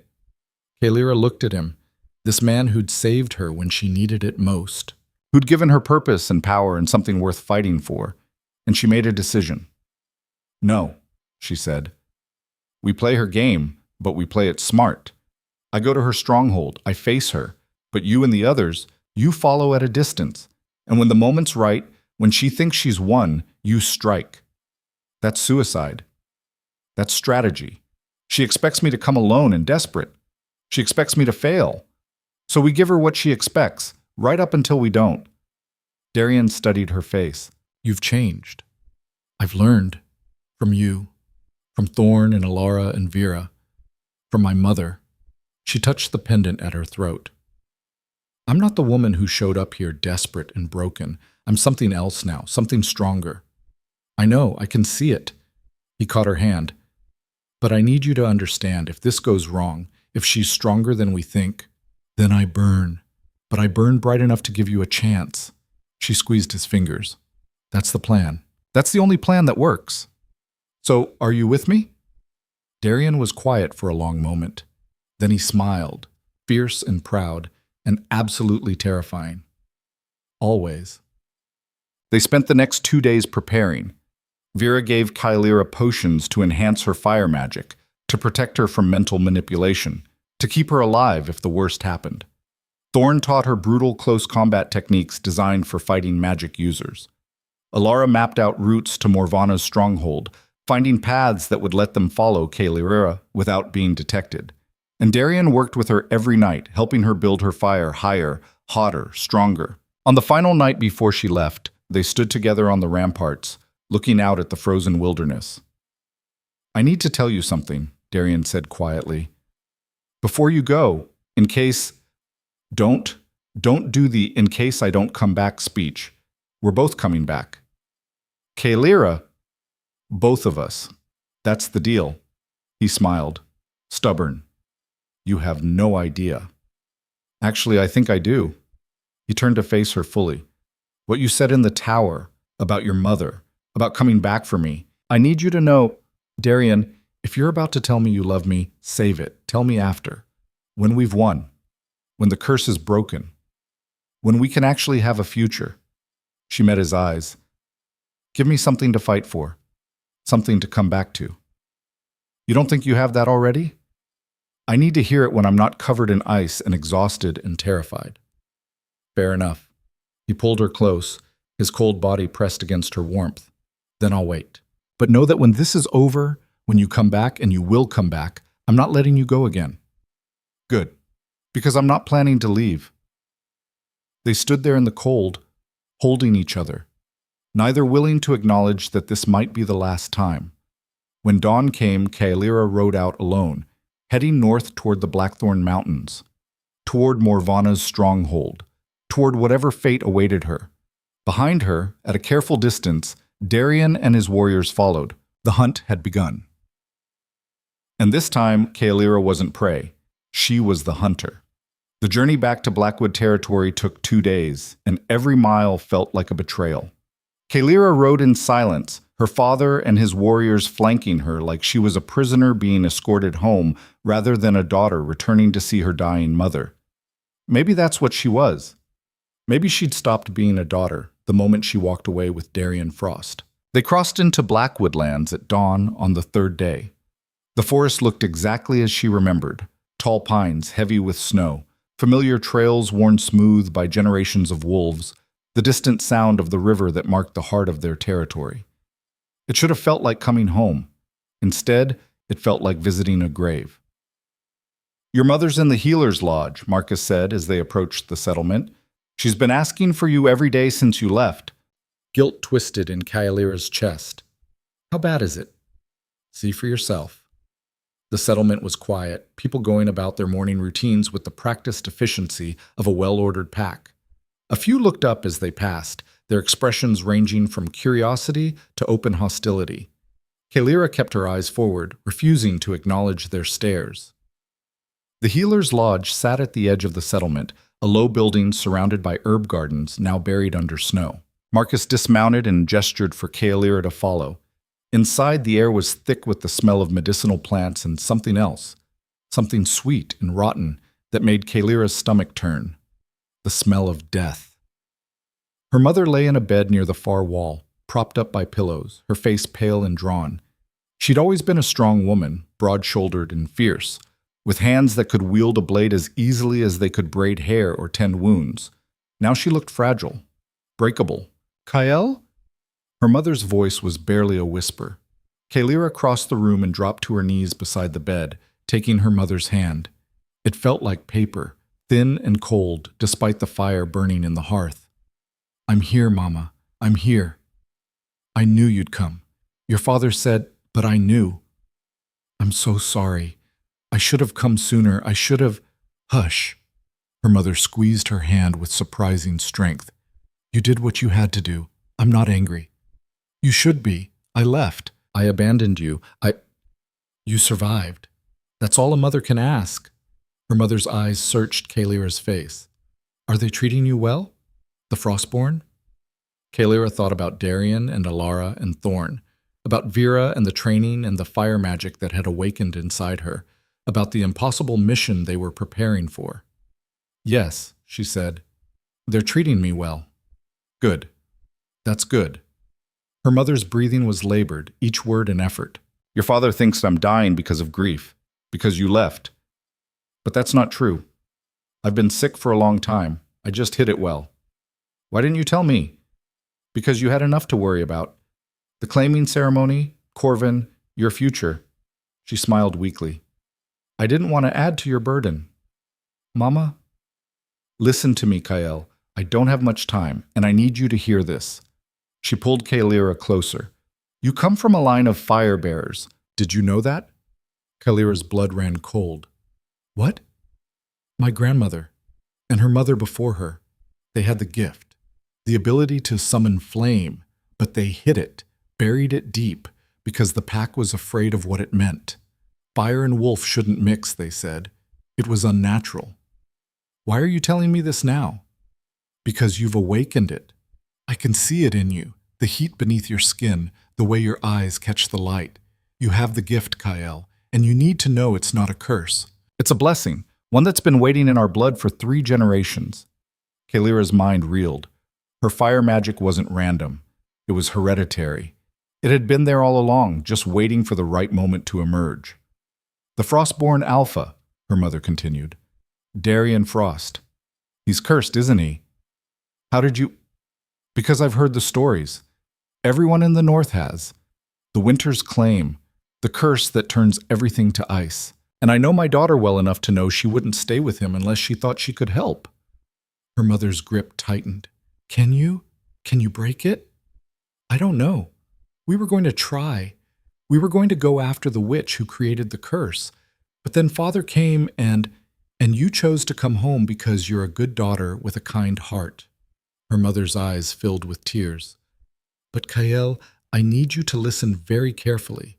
I'm dying. Nothing you do can change that." "But Darian, he still has a chance. If you can save him, you should." "I can't leave you. Not like this." "Yes, you can. Because that's what love is. Letting go when you need to. Making the hard choices. I've lived a full life, Kael. I've seen you grow into a woman I'm proud of. That's enough. But Darian, if you don't help him, the curse will destroy him and everyone around him. You know that." "Mama, please." "Promise me. Promise me you'll go back. Promise me you'll fight for him the way you've never been able to fight for yourself." Kalira couldn't speak. Tears streamed down her face, hot and unstoppable. "Promise me," her mother repeated. "I promise."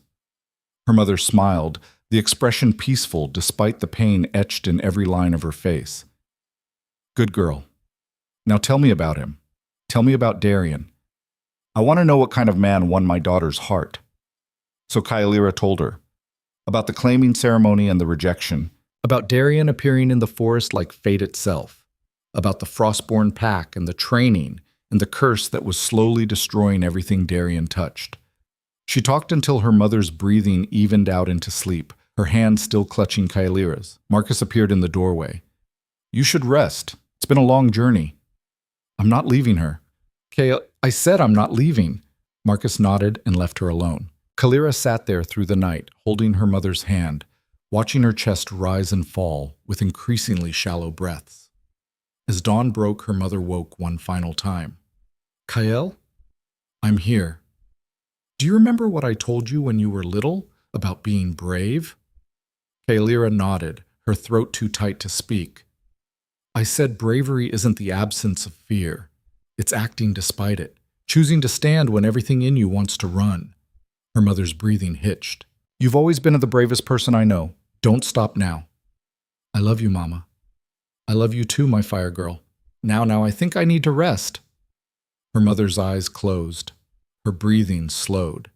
And then, so gently that Kaelira almost didn't notice, it stopped. Kaelira sat there in the silence, still holding her mother's hand, feeling the warmth slowly fade from her skin. She didn't cry. She didn't scream. She just sat there, feeling something inside her break and reform into something harder, sharper, something that would burn. The funeral was held that evening, as was tradition. The entire pack gathered in the main clearing, forming a circle around the pyre where her mother's body lay wrapped in ceremonial cloth. Kaelira stood at the front with her father and sister, her face expressionless as the elders spoke the traditional words about life and death and the eternal cycle of the wolf. But Kaelira wasn't listening. She was thinking about promises, about choices, about the path that had led her here and the one that would lead her away. When it came time to light the pyre, Marcus offered her the torch. Kaelira took it, feeling the weight of the fire in her hands. She didn't need the torch. She could summon fire with a thought now, but tradition mattered to these people, so she played her part. She touched the flame to the oil-soaked wood and watched as the pyre caught, bright and hot and consuming, just like the rage building inside her. As the flames rose higher, Kaelira made a decision. She would go back to Frostborn territory. She would find Darian, and she would destroy the witch who had cursed him, not because she was ordered to, not because it was expected, but because she chose to. Because some things were worth fighting for, even if the fight killed you. The ceremony ended. People dispersed. Her father approached, his face lined with exhaustion and grief. "I know what you're thinking," he said quietly. "Do you? You're planning to leave again, to go back to him." Kaelira didn't deny it. "She made me promise." "I know. She told me." Marcus's shoulders sagged. "I tried to keep you here. I thought if I could just get you home, you'd remember who you really are, what you're meant to be."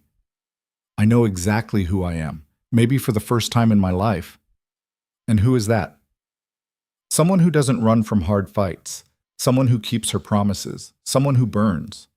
Marcus studied her for a long moment. Then, to her surprise, he smiled, sad but genuine. "You're so much like her, your mother. She had that same fire in her eyes when she decided to do something, that same stubborn certainty that she was right and everyone else be damned. She was usually right. She was, which is why I'm not going to try to stop you this time." He reached into his coat and pulled out a small leather pouch. "This is yours. Your mother wanted you to have it." Kaelira opened the pouch.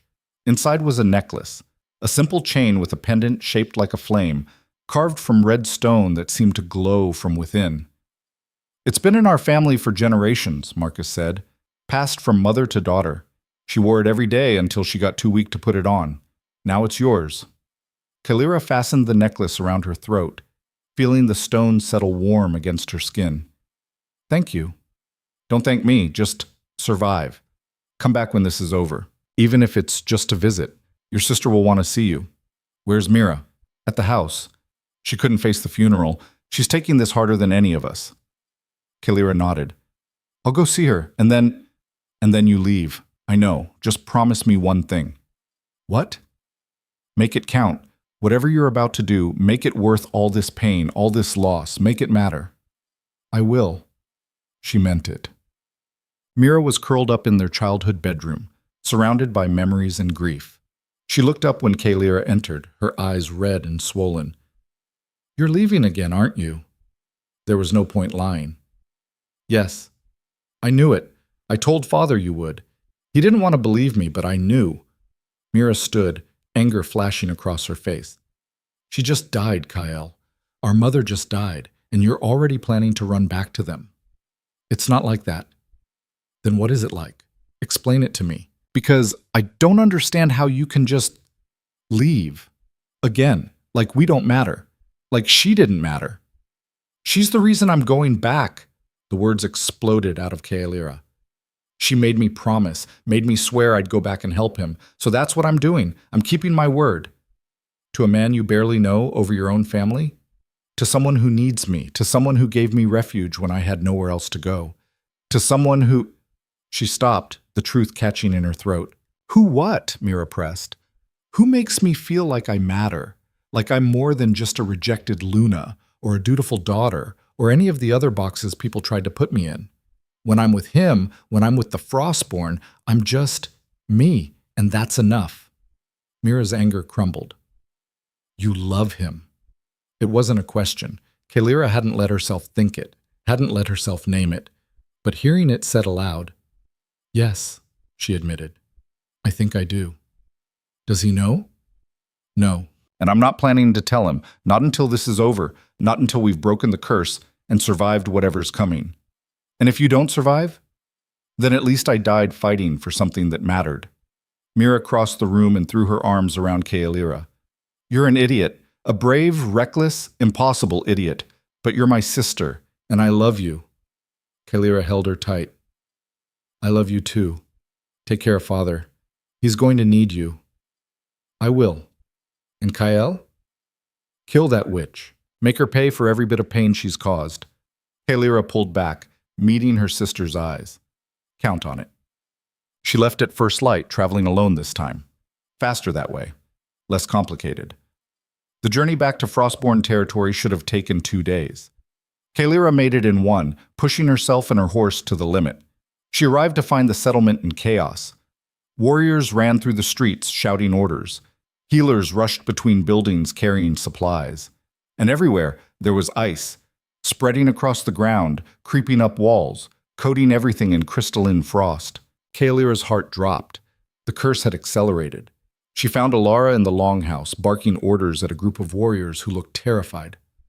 Where is he? Kalira demanded. Alara spun around, shock and relief warring on her face. You came back. Where is he? The northern tower. But Kalira, you can't. He's lost control completely. The curse has him. If you get too close, Kalira was already running. She burst through the door of the northern tower and nearly fell as her feet hit ice. The entire interior was frozen solid, icicles hanging from the ceiling like teeth, frost covering every surface. And at the center of it all stood Darian, or what was left of him. Ice encased his body from the waist down, spreading visibly with each passing second. His eyes blazed with that terrible blue light, but behind it, she could see him fighting, struggling, losing. Darian, she shouted. His head turned slowly. Recognition flickered across his face. Kalira? His voice was layered with ice, barely human. You shouldn't be here. Run, before I… Not a chance. She summoned fire, feeling it roar to life in her chest. The heat spread through her body, warming her from the inside out. I made a promise, she said, walking toward him. I promised my mother I'd come back, that I'd fight for you, so that's what I'm doing. Your mother is dead. She died yesterday, and her last words were telling me to save you. Kalira's voice broke. So you don't get to give up. You don't get to let this curse win, because I didn't lose her just to lose you too. The ice surged toward her, jagged and deadly. Kalira met it with flame. The collision was explosive, steam billowing through the tower in thick clouds. But she didn't stop. She pushed forward, melting through the ice, step by agonizing step. Fight it, Darian. I know you're still in there. I can't. It's too strong. Then I'll be strong enough for both of us. She was close now, close enough to see his face clearly, close enough to see the pain and fear and desperate hope in his eyes. She reached out and grabbed his hand. The moment their skin touched, something shifted. Her fire didn't just counter his ice, it connected to it, twined with it, found the source of the curse and followed it like a thread.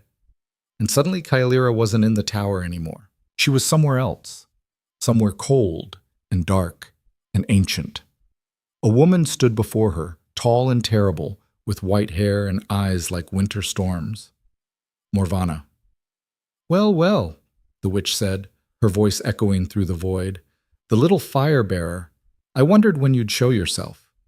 You did this to him, to his whole family. I did what was necessary, a debt unpaid, a promise broken. These things have consequences. He's not responsible for his grandfather's mistakes. Blood carries burden. That is the way of magic. That is the way of the world. Morvana circled her like a predator. But I'll make you a deal, little wolf. Come to me. Face me yourself, and I'll consider releasing him. Consider? I don't make promises I can't keep, unlike some. The witch's smile was cruel. You have 3 days. Come to my stronghold in the Blackthorn Mountains. Come alone, and we'll see if your fire is strong enough to break what I've built.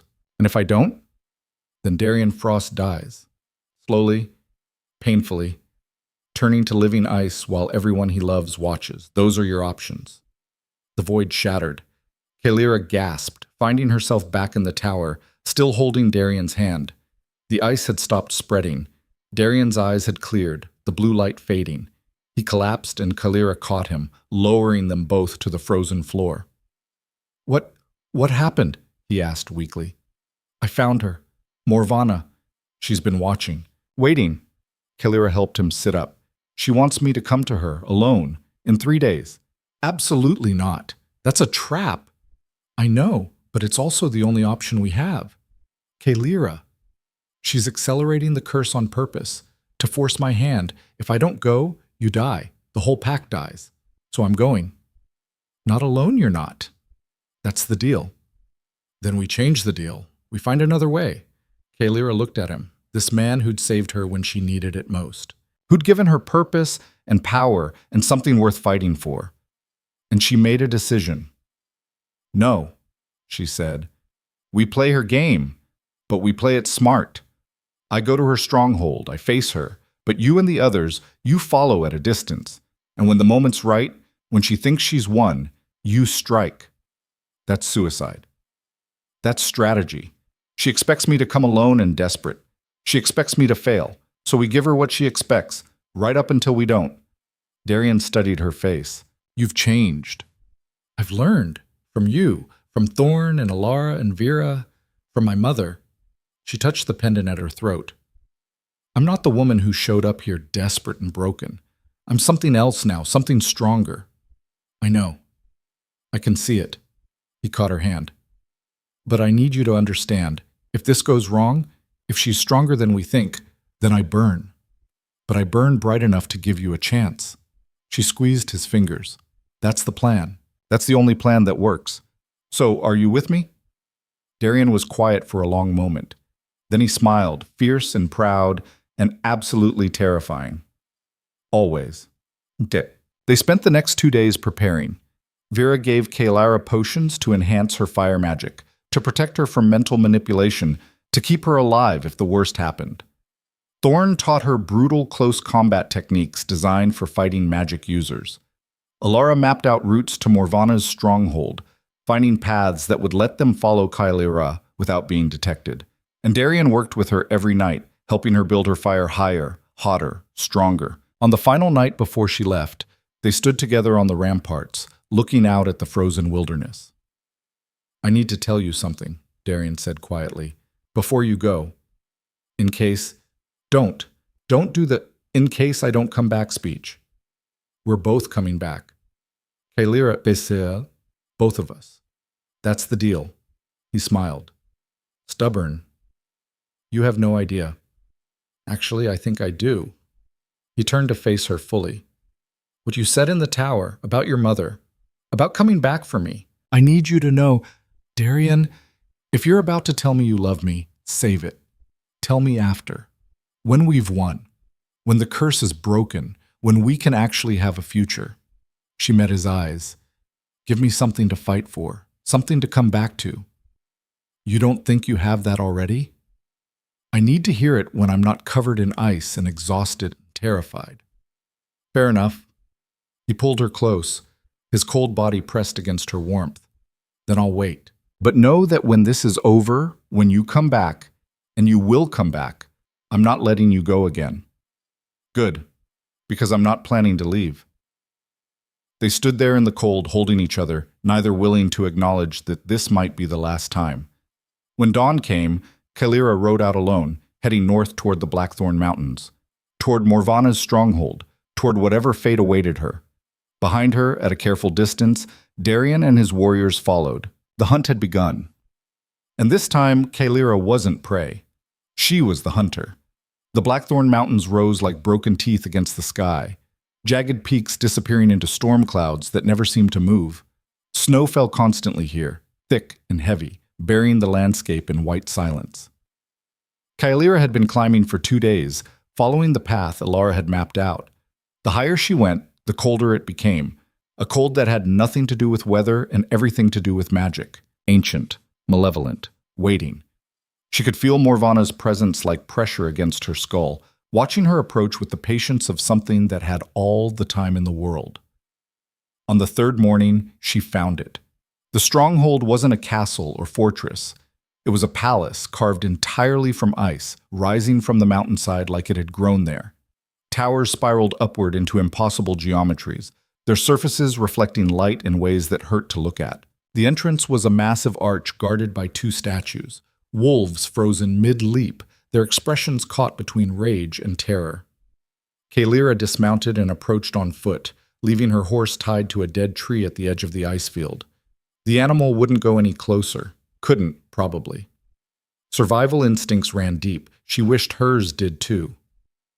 Well, she muttered to herself, no turning back now. She walked through the arch. The interior was vast and empty, a cathedral of ice and shadow. Her footsteps echoed too loudly, bouncing off walls that seemed to shift when she wasn't looking directly at them. At the far end of the hall sat a throne, and on that throne sat Morvana. She was exactly as Kyalira had seen her in the vision, tall, pale, beautiful in the way glaciers are beautiful. Deadly, ancient, utterly inhuman despite the shape she wore. "You came," the witch said, her voice like wind over frozen lakes. "I confess I had my doubts. Most mortals lack the courage to face their own deaths willingly. I'm not here to die." "No? Then why are you here?" "To break your curse. To free Darien and his bloodline from the punishment they never deserved." Morvana's laugh was crystalline and cruel. "Deserved? Such a mortal concept. Tell me, Firebearer, what makes you think you have the power to break what I've spent centuries perfecting?" "Because I have something you don't expect. Something your curse wasn't designed to handle." "Fire magic? Please, I've faced firebearers before. They all burned so beautifully before the ice took them." "Maybe, but they weren't fighting for what I'm fighting for." "And what's that? Love?" Morvana rose from her throne, descending the steps with inhuman grace. How painfully predictable. "You think love makes you stronger? It makes you weak, vulnerable. It gives me leverage." She gestured, and the ice walls shimmered. Images appeared, Darien and his warriors, hidden in the rocks below the stronghold, Alara scouting the perimeter, Thorn preparing weapons. They thought they were concealed. They were wrong. "Did you really think I wouldn't know?" Morvana asked.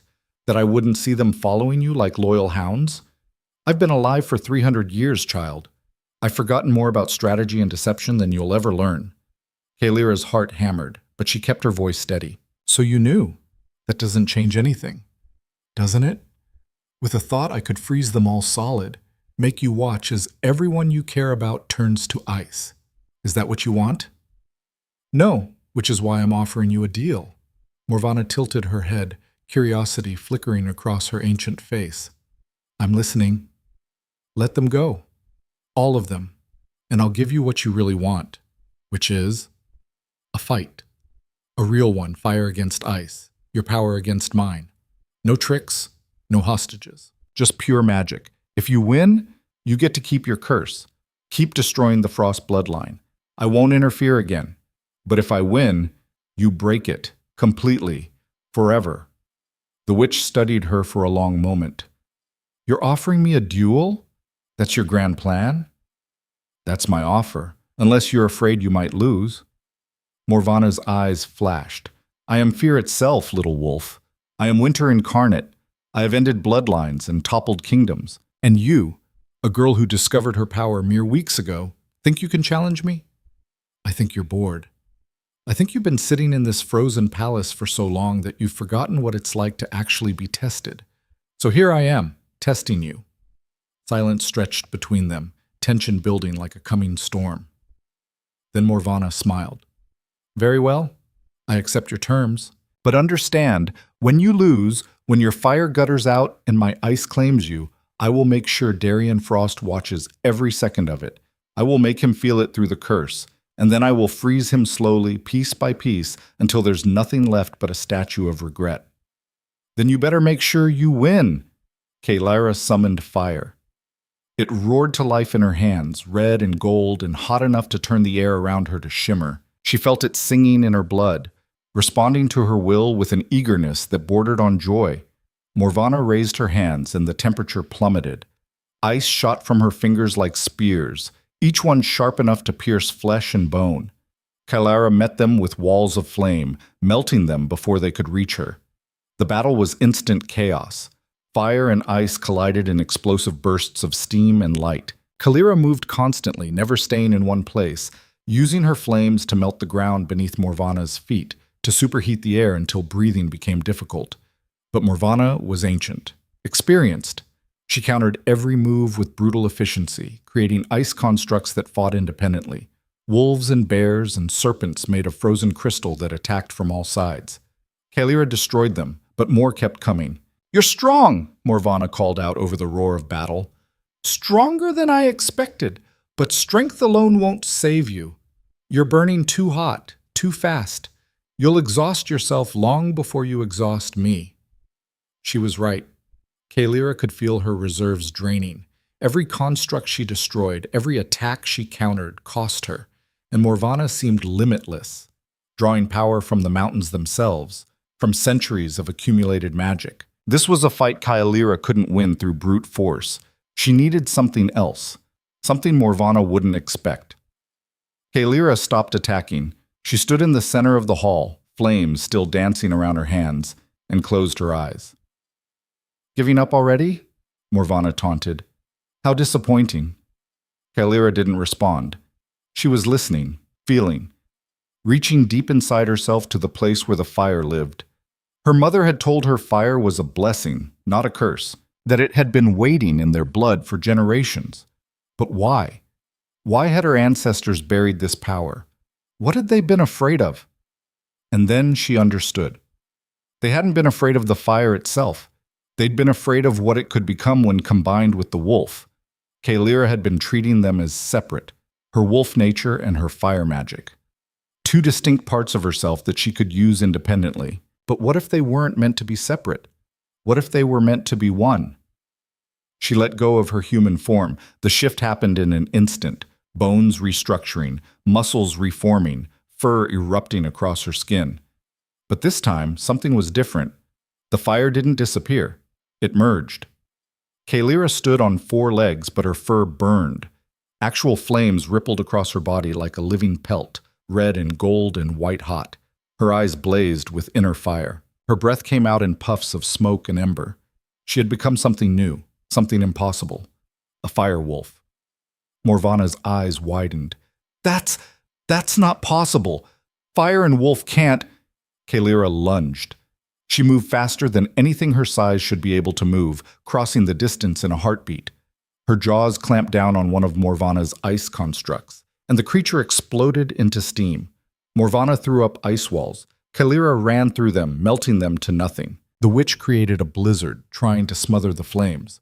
Kalyra burned hotter, turning the snow to rain before it could touch her. "Stop!" Morvana screamed, backing away. "This isn't... You can't!" But Kalyra could. Because this was what her ancestors had feared. This was the power they'd buried. Not because it was evil, but because it was overwhelming. Because fire and wolf together created something that couldn't be controlled, couldn't be contained, couldn't be stopped. Kalyra circled the witch, her burning form leaving scorch marks on the ice floor. "You made a mistake," as Kalyra's voice came out layered, human and wolf, and something in between. "You thought I was just a fire bearer, just a wolf, but I'm both, and together we're unstoppable." She gathered fire, pulling it from deep inside, from reserves she didn't know she had. The pendant her mother had given her burned against her chest, feeding the flames, amplifying them. 3 generations of buried power, 3 generations of firebearers who'd hidden what they were, all of it flowing through Kalyra now, all of it ready to burn. "You wanted a fight?" Kalyra said. "Here's your fight." She released everything. The fire exploded outward in a supernova of heat and light. It didn't just melt Morvana's ice, it consumed it, shattered it, reduced it to nothing. The witch screamed, throwing up shields, summoning more power, trying desperately to counter the inferno bearing down on her. But it wasn't enough. Kaelira's fire found the curse itself, the invisible threads of magic that connected Morvana to Darien, to his bloodline, to generations of suffering, and she burned them away, one by one, thread by thread, until there was nothing left. The explosion shook the entire stronghold. Morvana fell to her knees, her power broken, her centuries of work undone in seconds. Kaelira shifted back to human form, her body smoking, her clothes singed, but alive, whole, victorious. "It's over," she said, her voice hoarse. "The curse is broken. Darien and his bloodline are free." Morvana looked up at her, and for the first time there was something other than cruelty in her eyes. Fear. "What are you?" the witch whispered. "I'm the answer to a question no one thought to ask. What happens when someone refuses to choose between who they are and what they can become?" Kaelira crouched down to Morvana's level. "I'm both, and that makes me stronger than you ever imagined. You should kill me. If you don't, You'll what? Rebuild your power? Create a new curse?" "I don't think so." Kaelira stood. "Because I'm leaving you alive, not out of mercy, but as a reminder that the old ways, the old powers, the old grudges, they can be beaten. They can be burned away. And there's nothing you can do to stop it." She turned and walked toward the entrance, leaving Morvana kneeling in the ruins of her stronghold. Behind her, she heard the witch whisper, "This isn't over." "Yes," Kaelira said without looking back. "It is."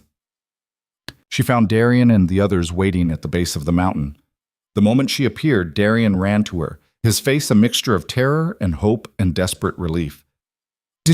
Is it?" Kaelira felt the curse break fully the moment their hands touched. The ice that had been spreading through his veins, the cold that had threatened to consume him, all of it shattered like glass. Darien gasped, his eyes clearing, his body warming for the first time in years. "It's gone," he whispered, staring at his hands. "I can feel it. The curse is gone. I told you I'd break it." "How? What did you—" He stopped, really looking at her, at the scorch marks on her clothes, the way her eyes still held embers, the pendant glowing faintly at her throat. "What did you become?" "Something new. Something that probably should have existed a long time ago." She smiled, exhaustion finally catching up with her. "I'll explain later. Right now I just need—" Her legs gave out. Darien caught her, lowering them both to the ground. "You pushed too hard, burned too much. Had to. She was so strong." "I know, but you were stronger." He held her close, his warmth, actual warmth, not cold, seeping into her. "You saved me. Saved my entire bloodline. How do I even begin to thank you for that? You could start by keeping that promise, the one about not letting me go." "Done. Consider yourself stuck with me." Alara approached, her expression awed. "The curse is truly broken?" "We felt something. A shift in the air, like chains breaking, but we couldn't be sure." "It's broken," Kaelira confirmed. "Morvana's power is shattered. She won't be cursing anyone else." Thorn let out a whoop of triumph that echoed off the mountains. "We're free. After all these years, we're actually free." The other warriors took up the cry, their relief and joy palpable, but Kaelira barely heard them. She was too focused on Darien's face, on the way he looked at her like she'd hung the moon. "I love you," he said quietly, just for her. "I know you said to wait until after, until we'd won, so I'm telling you now.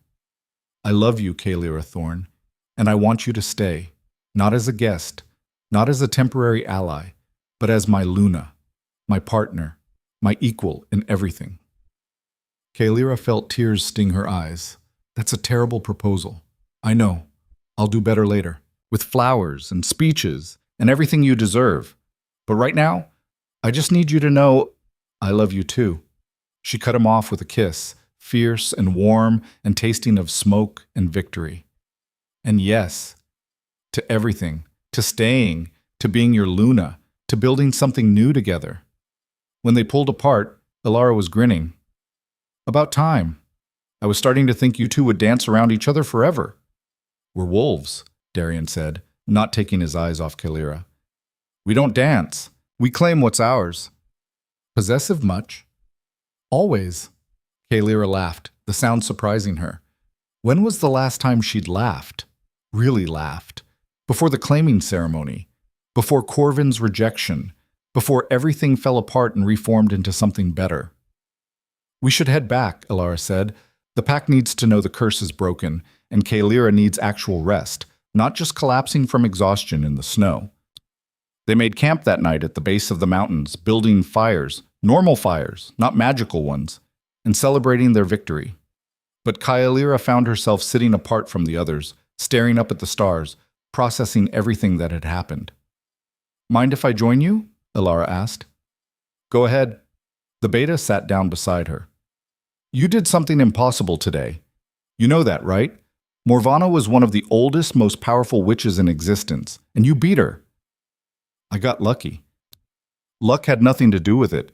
You discovered your true nature, fire and wolf combined. Do you understand how rare that is? How powerful? I'm starting to. The pack is going to look to you now, not just as Darian's Luna, but as a protector, a warrior, someone who can keep them safe from threats they can't even imagine. Elara paused. That's a heavy burden. I know, but I think I'm ready for it. After everything I've been through, everything I've survived, this feels right, like this is who I was always meant to become. Your mother would be proud. The words hit harder than Kalira expected. Tears spilled down her cheeks before she could stop them.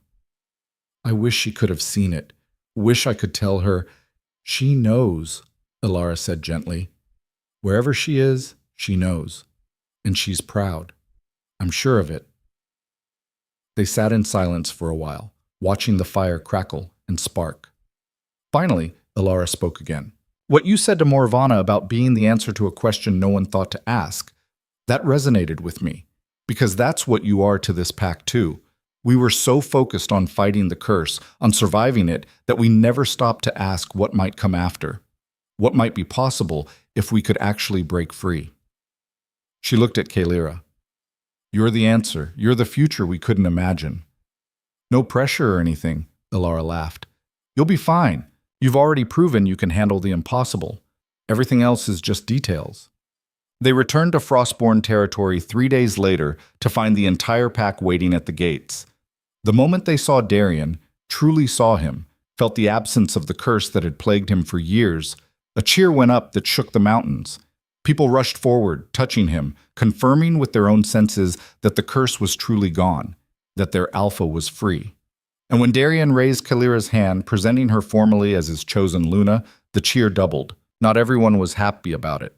Kalira could see the skeptics in the crowd, the wolves who still saw her as an outsider, a Blackwood intruder.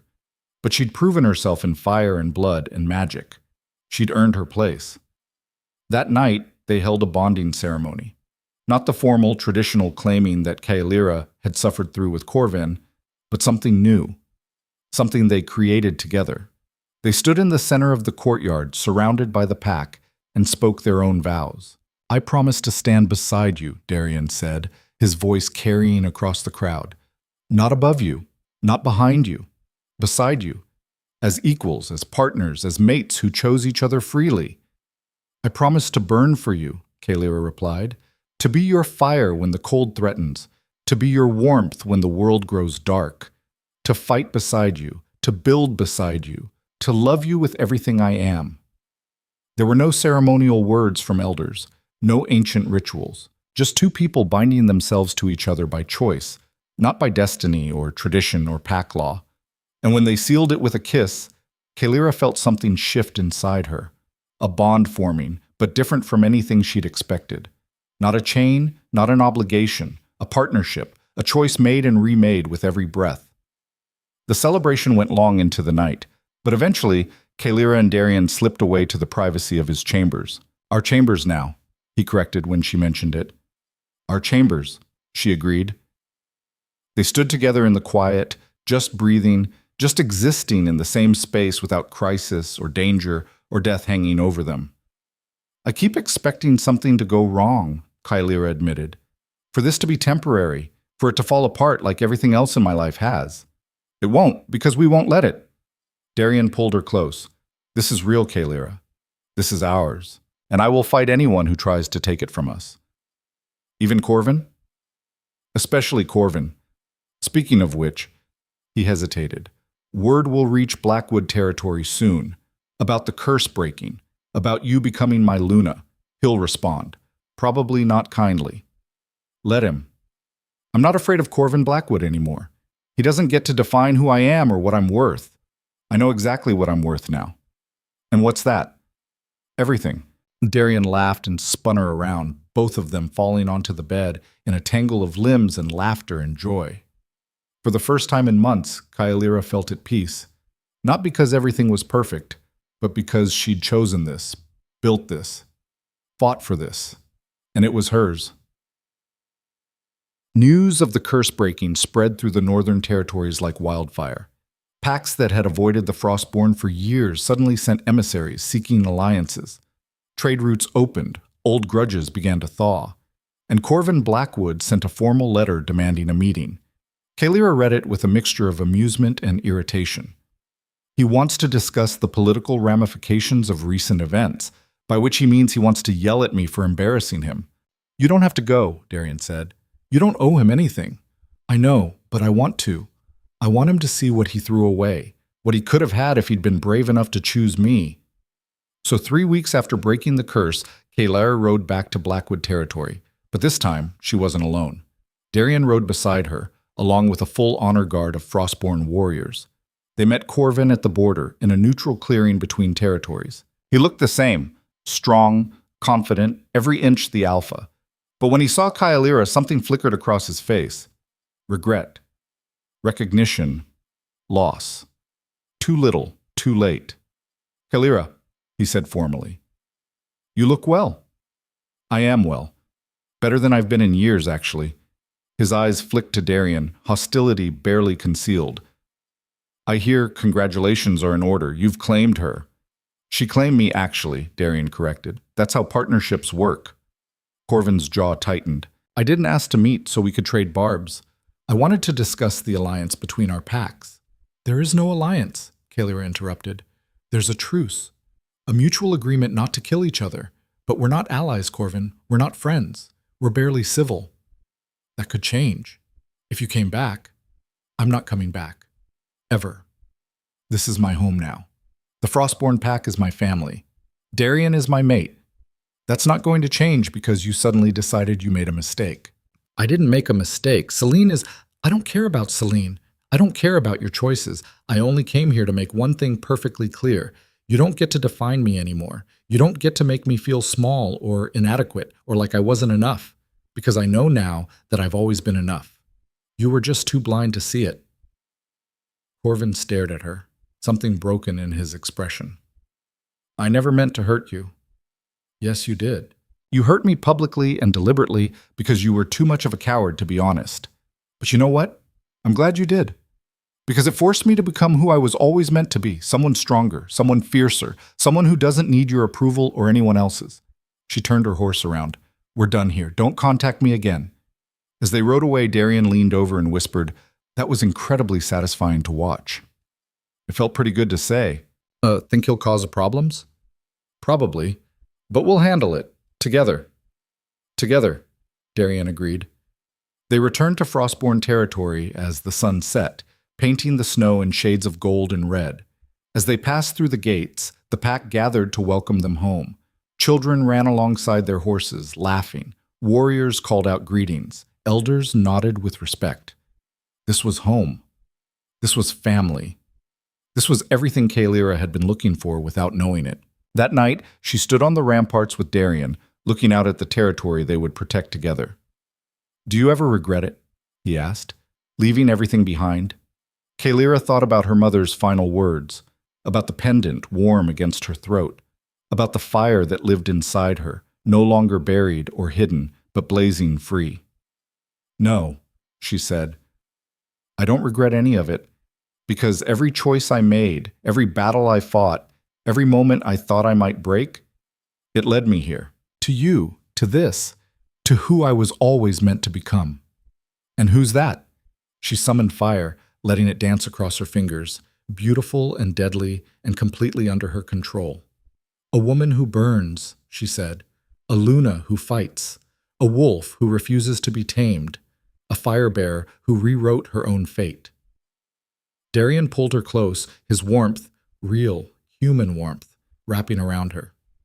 I love every version of you, he said. The one you were, the one you are, the one you're still becoming. Good, because I'm still figuring that out. We'll figure it out together. And they did.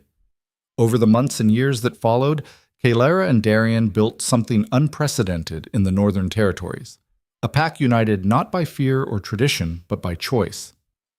They opened their borders to outcasts and refugees, to anyone who needed a second chance. They trained fire bears when they appeared, teaching them to embrace their power rather than hide it. They forged alliances with former enemies, choosing peace over perpetual conflict. And when challenges came, and they always did, Kalara met them with fire and fury and the absolute certainty that she belonged exactly where she was. She never forgot her mother's final words, never forgot the promise she'd made.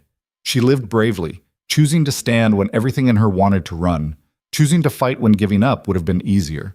And in doing so, she became more than just a Luna. She became a legend, the fire wolf who broke an ancient curse, the rejected mate who built a kingdom from ashes, the woman who refused to let anyone else define her worth.